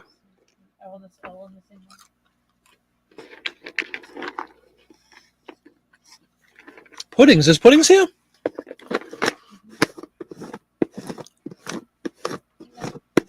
I didn't see puddings. I'm reading without posting right now. You ordered Eco Sweet. Purple Sorko? Is that what you're talking about? Is that one of the same as puddings, Purple Sorko? Maybe. Show your saucer. There you go, Cameron. Oh, you want to see the pictures and stuff? I'd be delighted to.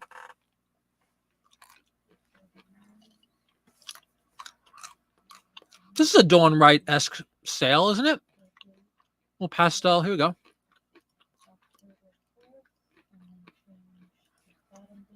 There's the mark. Stratfordshire. We have a bunch of these. We got them at the estate sale for like $1 each. Oh, we're staying at my parents' tonight. There you go. Yeah. All right, thank you. All right. Thank you, Lori. You're welcome. Bye-bye. I worked very hard on this.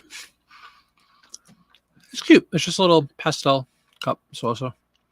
You have to have a white background, they said. You won't sell without a background. White. See, here I am talking about my peanuts again. All right, isn't that cool?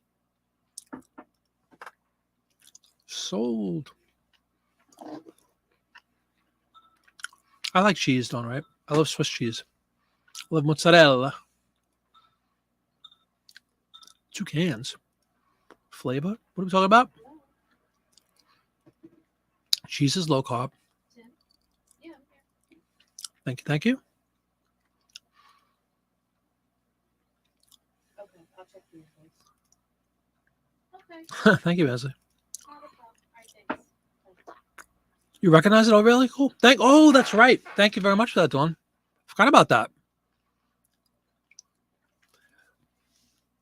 Don't sell on Etsy. Well, I sell on Etsy, but very unsuccessfully, unfortunately, because I only have, now it's like 60 listings, I think.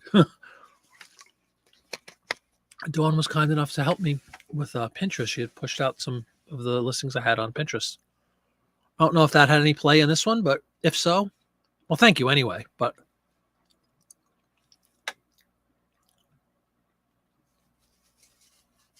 pretty cool. It's not just about postcards, everybody.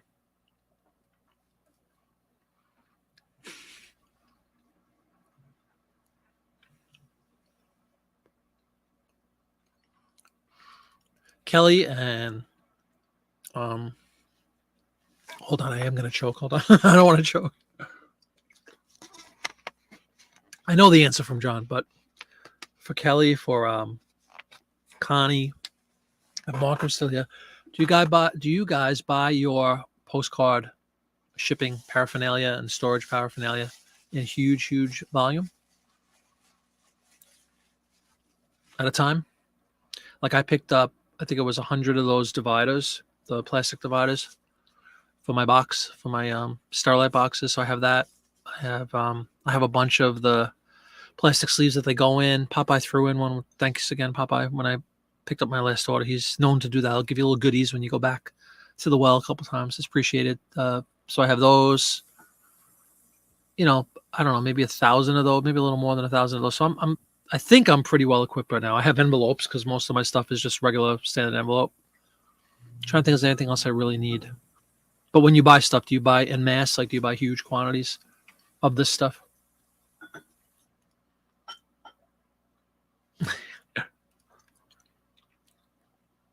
Yep. Yeah. Bulk stuff. There's a better way to express it, Connie. Bulk supplies. Huge quantities. Matt's got a home remedy here. Old record covers. That's a cool idea. Yeah, it does. You don't need like an official. It's. You could use index cards too. I was using just a pack of index cards where you can go to the dollar store and get like 100, or maybe even more, 500 for $1. And you just stand them up and write A1, A2. Works just as well. Whatever you got to do. Sure. So the volume justifies the purchase, right? You've been selling and giving away packs of sleeves. Oh, wow. Yeah, I appreciate it, man, very much. Thank you. You threw in a pack for me. You try to buy 1,000 at a time. 1,000 what? I'm sorry. Was it the dividers? Or you said you made the dividers are homemade. What are you buying 1,000 at a time? The sleeves? Envelopes 5 to 10,000. Wow, 20 to 30. Holy cow. John's video talks about the top loaders, and again, please preface this novice. I know that goes out the window after a while. It's gonna get old if I keep saying I'm a novice, but I really am. A top loader is just a harder plastic cover. Is that all? I didn't really understand what that meant. A top loader. I thought it was something to do with a scanning thing. Is it just like a hard shell case? You're not slipping the shipping supply department. I can't stand to not have it. Oh yeah, no, I agree totally. I pack up too, stock up. Excuse me. Like my envelopes that I use for the print ads, which I have a smaller version of, which work really well for sheet music or some of the smaller ads. But I have thousands of those. And I always try to buy as many as I can in bulk at a time, and just keep them coming. Because you're right, you never want that day when, I mean, not with thousands of them, you're probably not going to run out overnight. But you never want that awful feeling where you don't have something you need to ship. Tape, I mean, stupid things too. Your last envelope order was 5,000. The price is up to 100. Holy cow! That's wrong. You have 1,000 packs, 100,000 sleeves. Wow. Now it's because everything is on back order. Yes, exactly. That's a pain in the neck. So many things are on back order, including a segue here, quick segue. We're doing a bathroom renovation in our master bathroom. And we went to this tile center or something last weekend, picking out tile at this place. It's a special shop that just does tiles, wholesale sort of. Everything we wanted, everything we picked was back ordered. Like they had the showroom is filled with this stuff, but of course you can't get any of it. We're like, we didn't need a lot either. We have a pretty small space, you know? Like, no, I'm sorry, we have to order them. It was like 6 weeks to get, no matter what you wanted. Very frustrating. The showrooms are packed, but they're probably half fake. They didn't have any that you could actually buy. Very, very frustrating. Yeah, it's very cool when you get those. Welcome, Purple Soko. I don't think I said hi to you. Great to have you. Enough for a year. Yeah, that's a good idea. You never know. We've talked about this 1,000 times. My wife is a baker of some renown. We have a baking business, an in-home baker. She does decorative cookies. The price of butter has gone up exponentially. Like everything's gone up. And there's also predicted to be a butter shortage. So with that said, we had like some huge order placed at Costco. We get like a discount because she buys with so much frequency. 100, something like that. 100 boxes, 100 4-pound boxes of butter we have on order. They have to pick up tomorrow. It's pretty cool. You could do a bulk order with Costco. You call them up. We have like a girl that she calls or texts and says, I need this, and they put it all together for you. It's kind of cool. You pull the truck up and load it up, and it's done. But butter is a key component. Someone wins 300 to 400 postcards. I have no trouble throwing them in 2 to 3. Yeah, absolutely. And I really appreciate it, man. You don't have to do any of this stuff, but it's all those kind of things that make someone special when they sell. And people coming back.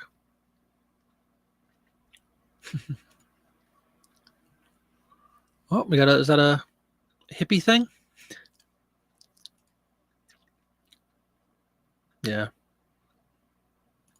So again, for my incredibly small amount as we sit here today in early October of postcards, I'm well equipped with shipping and stuff. But I wanted to, with the anticipation that hopefully I'll keep doing this and grow, I figured I would try to get all those things kind of in line, along with that inventory system that we opened the show with. So again, thanks once again to Popeye for that one. I know a lot of people follow it. Kelly follows it. Matt just said Jackass Retro. He converted his whole methodology to the one to Popeye. It's so simple. Like most things that are effective, right? It's just so simple. Like personally, again, I have a small population, but I don't need personally to separate by state and all these different things. That could be messy. I don't care what's in there. If it's 50 cards and it's an A1, it's 50 cards. And if my eBay SKU says A1, I'm only looking through 50 instead of 50,000. So I like it. It works perfectly fine for me at this level. And I'm just hoping to scale it as volume comes in. Did somebody ask him my question about the top loader? What does that mean exactly? It's just a hard plastic cover. Is that true or no? Or is it like a special? I don't know what it is. I could look it up. But since you're all here, why should I look it up?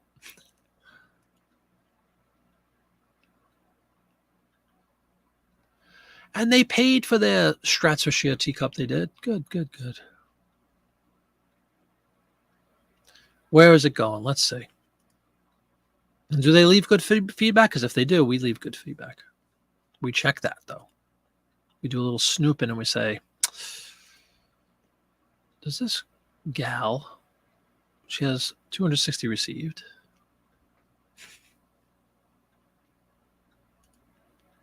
And she leaves beautiful comments for everybody. All positives. This pottery is so lovely. This vase is stunning. Love this Art Deco vase. On time. And see, original comments on everyone. I like that. Not just the canned pleasure doing business with you. Come again. Personal touch. Top loader is a semi-rigid plastic holder size for a specific. Thank you very much. So obviously, I guess for higher value, it's just more rugged. I use semi-rigid for shipping. You have cut them all down though with paper cutter because they all have the stupid lip thing off the end. How did your whatnot go today, Matt? You were saying during the shipping show you were doing a whatnot. Did it go well? Did you sell postcards? No big gatherings is what it's about to me. Good people. And right back at you, Ansley. Good stuff. I could do 4 to 5 at a time in paper cutter. I like that everybody feels comfortable in here and, talks about their methods and things. I think it's, and isn't like, I don't know. What's the wording I'm trying to look for? I like that everybody's so open about what they do and is willing to share their ideas with other people. Very much. Look out for a guillotine side paper cutter. Yeah. Did it really? Sorry to hear, man. You cut it short. That's what I do. Exactly. And you can almost tell right away if it's going to be one of those nights. I do the same thing. I live to fight another day. I'm like, all right, guys, take it easy. I'll be back. One of the beauties of whatnot. You could do a 6-hour extravaganza or you could do a 20-minute nothing selling good night. I don't want to waste my time standing here.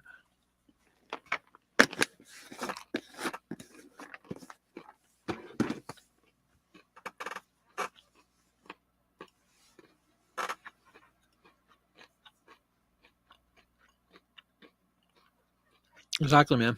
Yeah, watching other people. Right, expensive cards, I figured. That's a good idea because nobody reads the thank you cards, so you use them as you put them to good use.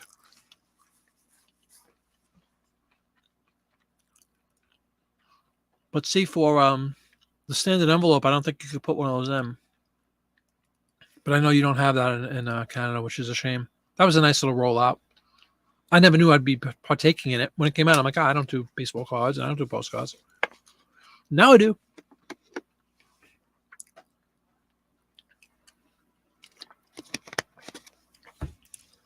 Purple Soko. We'll get to that in just a moment. We used to ship cards with chipboard and gold. Wow, really?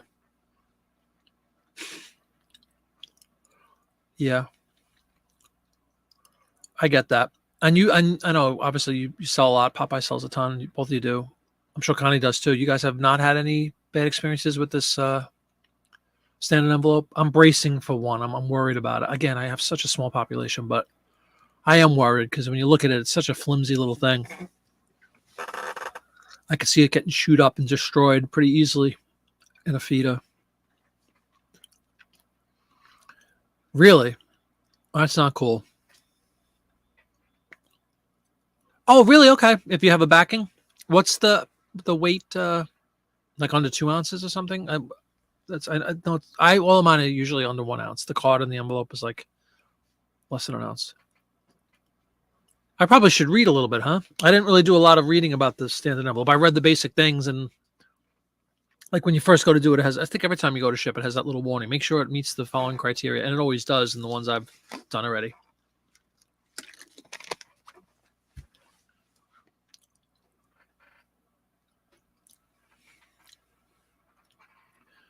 Use top loaders for cards over 18 and charge $1.50. There you go. You just up it.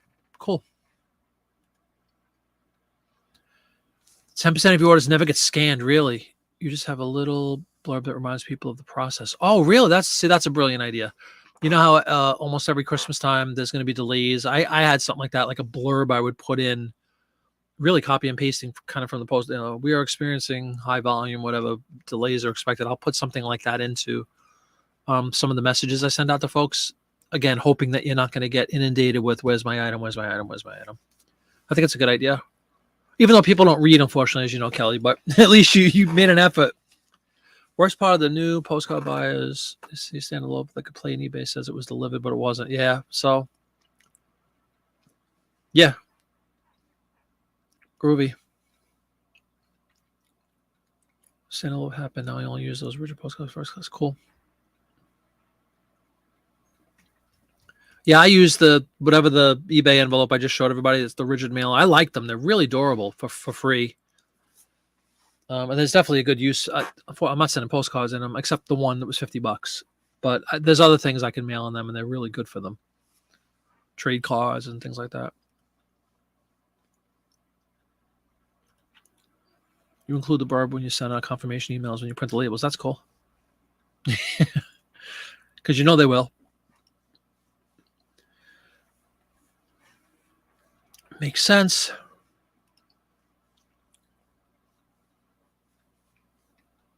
You haven't listed any of the postcards you bought since you've been here? Since you've been on the show? That's all right, because you're having a conversation.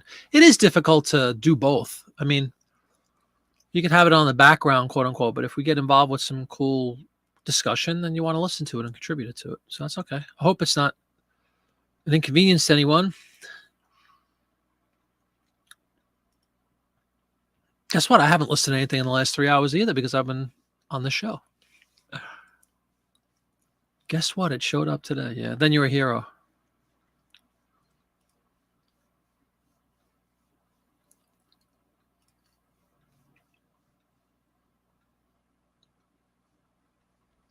Yeah, I think that's what John has too, Connie. Like a canned response you could just copy and paste. So I guess it happens a lot, huh?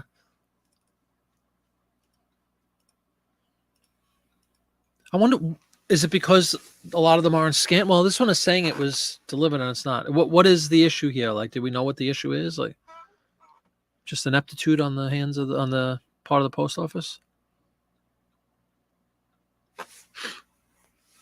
Now we're at 3 hours, everybody.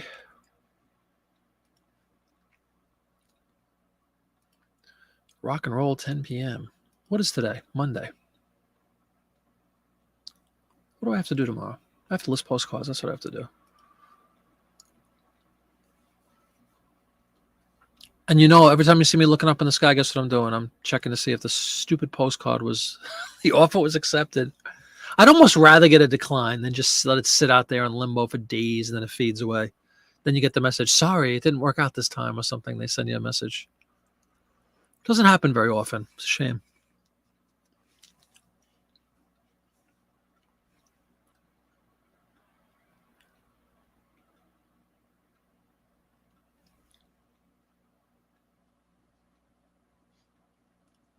Remember we listed that one card earlier on 6-bit. I forgot to do what I was talking about, which is you have to go in manually. If you choose to promote, you have to go into eBay and promote it. Because I haven't found a way yet. I'm not sure if it's a fact that you can't, but I haven't found a way within 6-bit to automatically have your item promoted. So I just go in manually and do it after the fact. I only listed one, so that makes this one really easy. But if you do 20, 30, 50 at a time, I usually just let them all pen for the day. And then at the end of the night or something, I'll go in and just 100 new listings that say you can promote and just do a bulk edit, add your little promotion thingamabob to it, and away you go.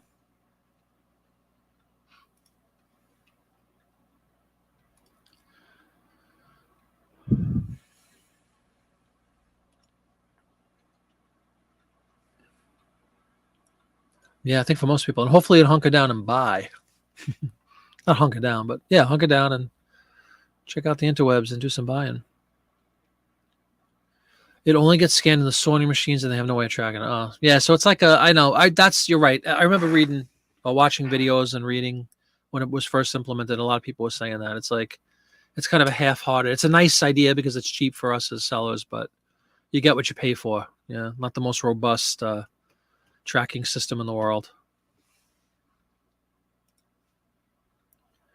Only goes to the nearest post office hub, but it tells the buyer that it's delivered. Oh, I got you. Right. So if it's going across country and it's sorted in Philadelphia, in my case, they think they got it already. It's still going to take 5 days to get it to them. The standard envelope at the main office is delivered. It can still take 2 to 3 days. Gotcha. Yeah, I'm going to need one of these canned responses to send out to people, I guess.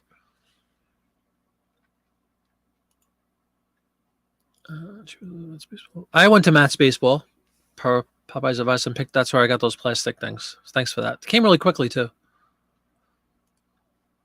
I wish there was a place you could just go and buy, like a physical location. Remember those days, guys, when you went to the store, just go buy some. But I have, I don't know, a couple of hundred dividers. I have 250 cards. I think I'm in a good place for a while anyway. Yeah, me neither. Well, other than postcards. Business, but yeah. That's cool. But that's not the business you want to be in. You know what I mean? You want to be a quality, you want your service to be at a high standard. And even though it's not your fault, people are still going to think, oh, I bought from Marty and didn't get my card. And I'm looking to go in November to this York, Pennsylvania one, Thanksgiving time, which is suddenly only like a month and a half away. How weird is that? I'd love to go to that, hang out. Anybody else going to that one? York, PA? Nice little area, too.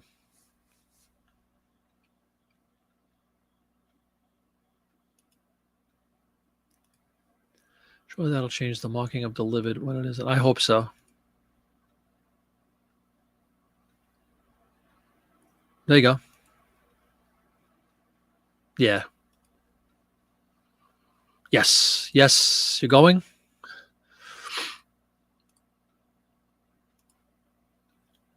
Yeah, it's a component, man. Woman. It really is. It's a component. Big component to me. Especially when you work hard for your reputation. Your reputation is everything in the business. And it could be shattered in the blink of an eye by a disgruntled buyer. You get that one lousy feedback or whatever, or worse. And then that's the one that's, of course, the first one that comes up when people do look. Even though they don't read, but you're going to see a big black or red writing, do not do business with this guy. He told me, and you just don't want that. You don't want to be mocked. And God forbid, if they're a big enough buyer, they could also spread the word. Nowadays, it's one text or one post and never buy from me again. He's the worst. And, that one bad experience can turn into a cancer and ruin you. So try to keep the service as hard as it is. And as much as I want to curse people out, it doesn't happen to me that often, thank God. I don't usually get nasty comments or anything, but 3 to 4 to go to York. It'd be cool. It'd be cool to meet up though. I'd love to meet everybody in person. Oh, you went to last year's. Okay. You're going to be at this one? Because that'd be cool. We'll definitely, if we don't do the Disney thing, we'll definitely meet there.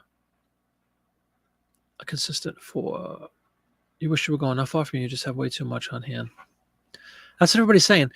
Am I a fool? I told Popeye and I told other people on the show, like, if I go, I don't even know if I'm buying necessarily. I want to go and kind of hang out with postcard people and see what they look for and look at a whole bunch of postcards that I've never had the opportunity to go through so many. Maybe buy some, but for me, it would really, I think this way now, it would be kind of more of like a learning trip.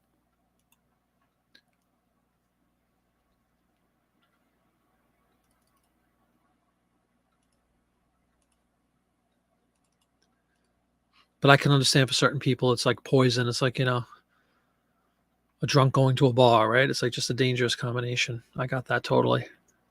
I'd be like that at a record show, quote unquote, record show. I'd be draining my savings to buy records. Cool. Yeah, well, I haven't been to any, so I'm just excited to go to one, Kelly, just to see what it's like.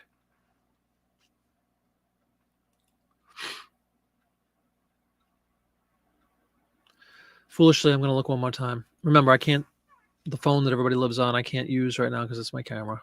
So I have to go good old-fashioned website and see if If it says declined or whatever, nothing, nothing, nothing. I expect nothing. Connie has high hopes that I might wake up with a smile on my face tomorrow at 7:50. I'll do a what will I do? I'll do an Instagram for those of you guys who might follow me on Instagram. Jiminy Flip It on Instagram. I don't really do that much in Instagram, but when I do, no, I'll put a little post. That's even if it was declined, I'll put it up there. If they say nothing, I'm not going to post they said nothing. But if it's sold or declined, I'll put a quick post. So check that out if you feel like it tomorrow. And we'll talk about it for sure. What's today? Monday. I've said that 8 times today too. We'll definitely discuss it on Friday.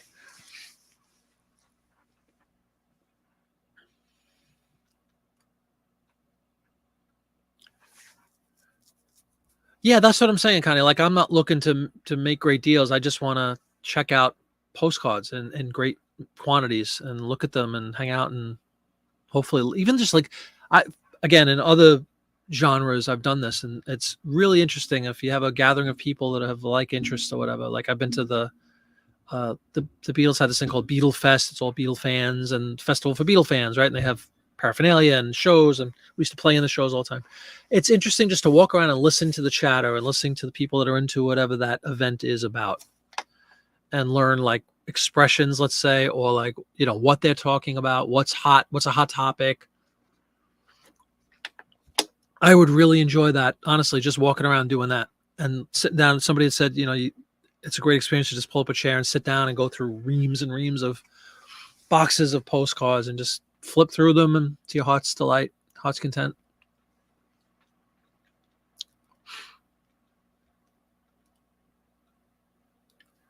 Yeah, I'll look that up. But I'm this one in this show that's in York, Pennsylvania. It's probably like an hour and a half for me. It's nothing. You know, it's not that far. The guy that plays George Harrison in my Beatle band lives in Lidditz, which is like right next to York. So we'll probably hang out. Yeah, exactly. It's nothing. Same thing for me to go to New York, actually. It's about an hour and a half. See, I love estate sales. I love me an estate sale. Yeah. It's a bubble of 125 years past and seen things. Oh, I'm sure.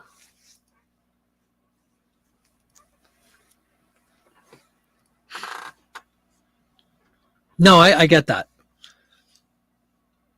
But for me, it would just be fun. I just want to hang out. I really do. I don't even know if I'm gonna. Of course, I'll bring some money, but I'm not a. I'm going to say this, of course, and completely go against everything I say. But as we sit here a month and a half out, my plan is not to go there and, you know, mortgage the house and buy 1 million postcards. It's to learn and hang out with people that love postcards. Brookline, New Hampshire.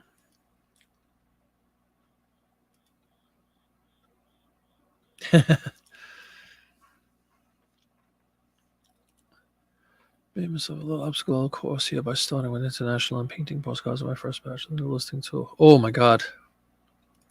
6-bit, baby. I might stick with it just for that alone, just to avoid using this new listing tool with at least for postcards. Actually, you know what's funny, Kelly? We you know, he showed me, we downloaded the trial, which is full featured, which is good. And the next day, I don't know if you saw this, Kelly, they did an update to the program. So I think it was Saturday morning. It says there's a new version of 6-bit whatever. Download now. I said, yes, download now. So I don't even think I got to do more than open up the first one. I don't even know what's changed. It was probably like an incremental, tiny change. But I thought that was kind of funny that this program that looks like it's 10 years old is the day I downloaded. There's a new version. That's a good question. Are they seasonal? Are they more in the wintertime? Yeah, I was going to say, he's really egging you on over here. You know you want to buy them. Oh, it's always going in to learn. Yeah, I know. I know. That's why I said I'm going to wind up, you know, regretting this statement in the future. I just don't, you know, you'd opened up perfectly that you were in no position to cherry pick. Neither am I. Like, there's no way at this point I'm going to go flip through 10,000 postcards. Go, oh, he missed this one. I'm not in that position at all. I just want to look. Does it have prices on them? Do they have prices when you flip through these millions of cards? I want to see. I don't know. I don't even know what I want. I just want to hang out and check it out. Get involved with the people that get into the atmosphere of postcard people. Cool.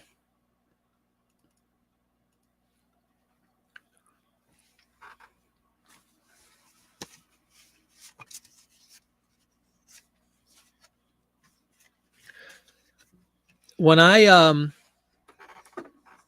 was watching a What's Sold video,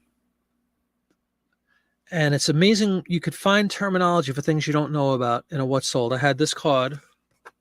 Again, I think this is a cheesy, cheap card, but I don't know for sure. I'm sure it is. And I didn't know that it's called, and I excuse the green screen, that would be green foliage and stuff, right? But the term was banner greeting, I think, something like that. You should put banner greeting in there.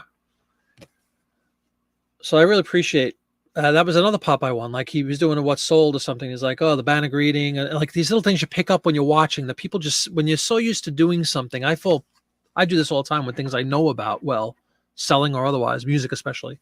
You start using jargon, it's called. You use terms and stuff that are just second nature to you because you're heavily involved in whatever that topic is.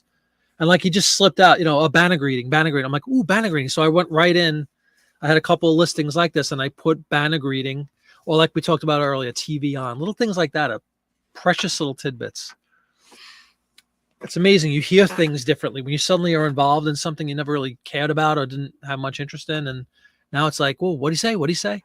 And I'm writing down notes and stuff. I love that stuff. That's fun. That's true. Now I'm going to go and have fun. True.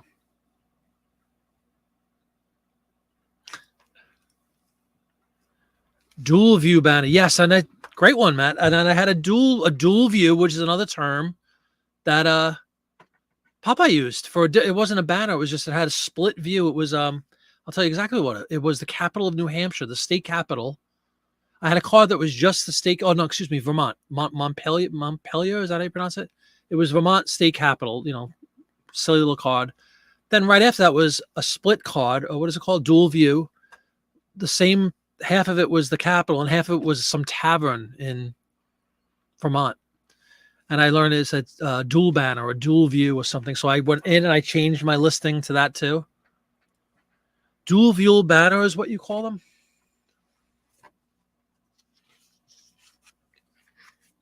You probably can't, the green screen is screwing it up. Yeah, because there's one set of flowers there and one, so that's a dual view. But even just banner greetings was good information. Banner greeting. Little in terms and stuff that can, I hope, help. We talked earlier about these fanatics that search for, whatever, white hats, white bows, right? Things that people, might be somebody out there that just wants dual view banner greeting cards, right? And if you don't have that in your listing, that guy's not going to see it. No, that's, I know, it's absolutely. Who does that? Is that really a thing? I never even got in the habit, so maybe that's a good thing. I know it's real photo. Kind of, yeah. You'll give me a 30-second head start. No, I would never do that. Beautiful. Divided view. Now, are all these banner greetings divided views? Like, could this conceptually just be a one picture of what, like, let's say it was trees or something? Or are they all dual view? Excuse me.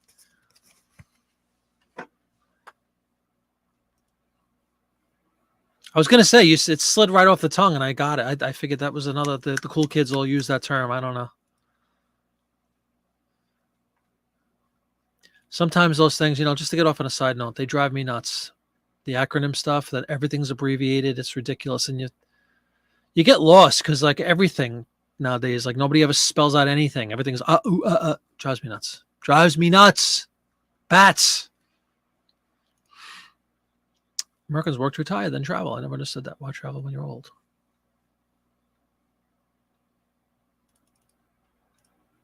Dual view. Oh, did I say divided? I'm sorry. Dual view. Right. That's like saying picture and photo. I got you. Yes, they could be a single view. I'll just say banner greetings. Okay. A 3 view. Wow, that's pretty cool. All right. Dual view. Got to get my stuff right. Whatever it was that day, I went in and changed it because I'm like, oh, that's a little catchphrase I would not have known about. I just put greetings from Redwood City. I didn't even put banner, which is again, it's kind of common sense. And that's what I was saying from the onset is like, when I say I'm looking for trends and consistencies within this stuff, that's a perfect example. Like there are lots of cards like this sort of, right, that have a banner and say greetings from wherever. So now I'll know that that's a common thing. So if I'm shuffling through a couple of cards at an antique mall, oh, that's a banner card, and they go for $6 usually, something like that. It's good to have these things in my head, and hopefully just keep building on them. Is acronym the wrong word? Whatever. The abbreviations, the LOL, all that kind of stuff. TBH. Like, I mean, everyone that comes out, I'm like, what? My kids use them all the time. And I was like, what are you saying? Just write the word. You're saving one letter by putting, you know what I mean? What are you going to do? What did we say earlier? Adapt. What did we say earlier also? Lazy. Both true.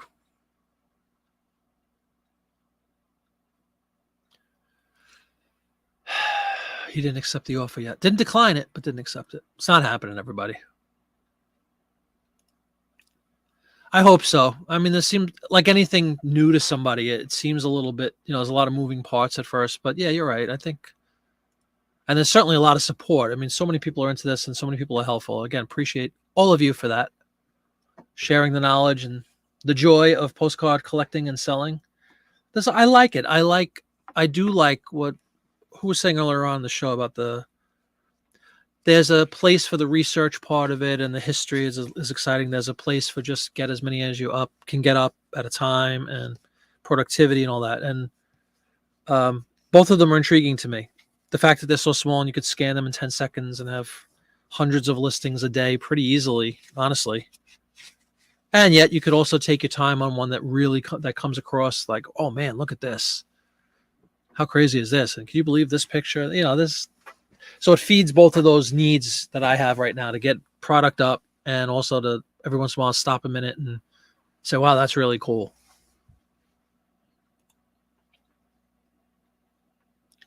Wow, 15,000 in 2 years. Good work, man.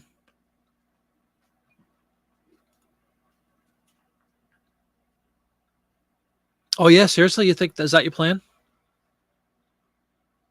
I mean, you're still coasting pretty well, right? I know it's slowing down a little, but you're still coasting. Yeah, I was going to say this could be a marketing ploy. Like, in other words, get your cards now, kids, because I'm out of here in 6 months. That's smart. That's smart. I'm not dumb. I'm smart. Not like they say. See, I know some movies. What's that from, everybody? You all need to know that. If you don't know that film, you might be blocked.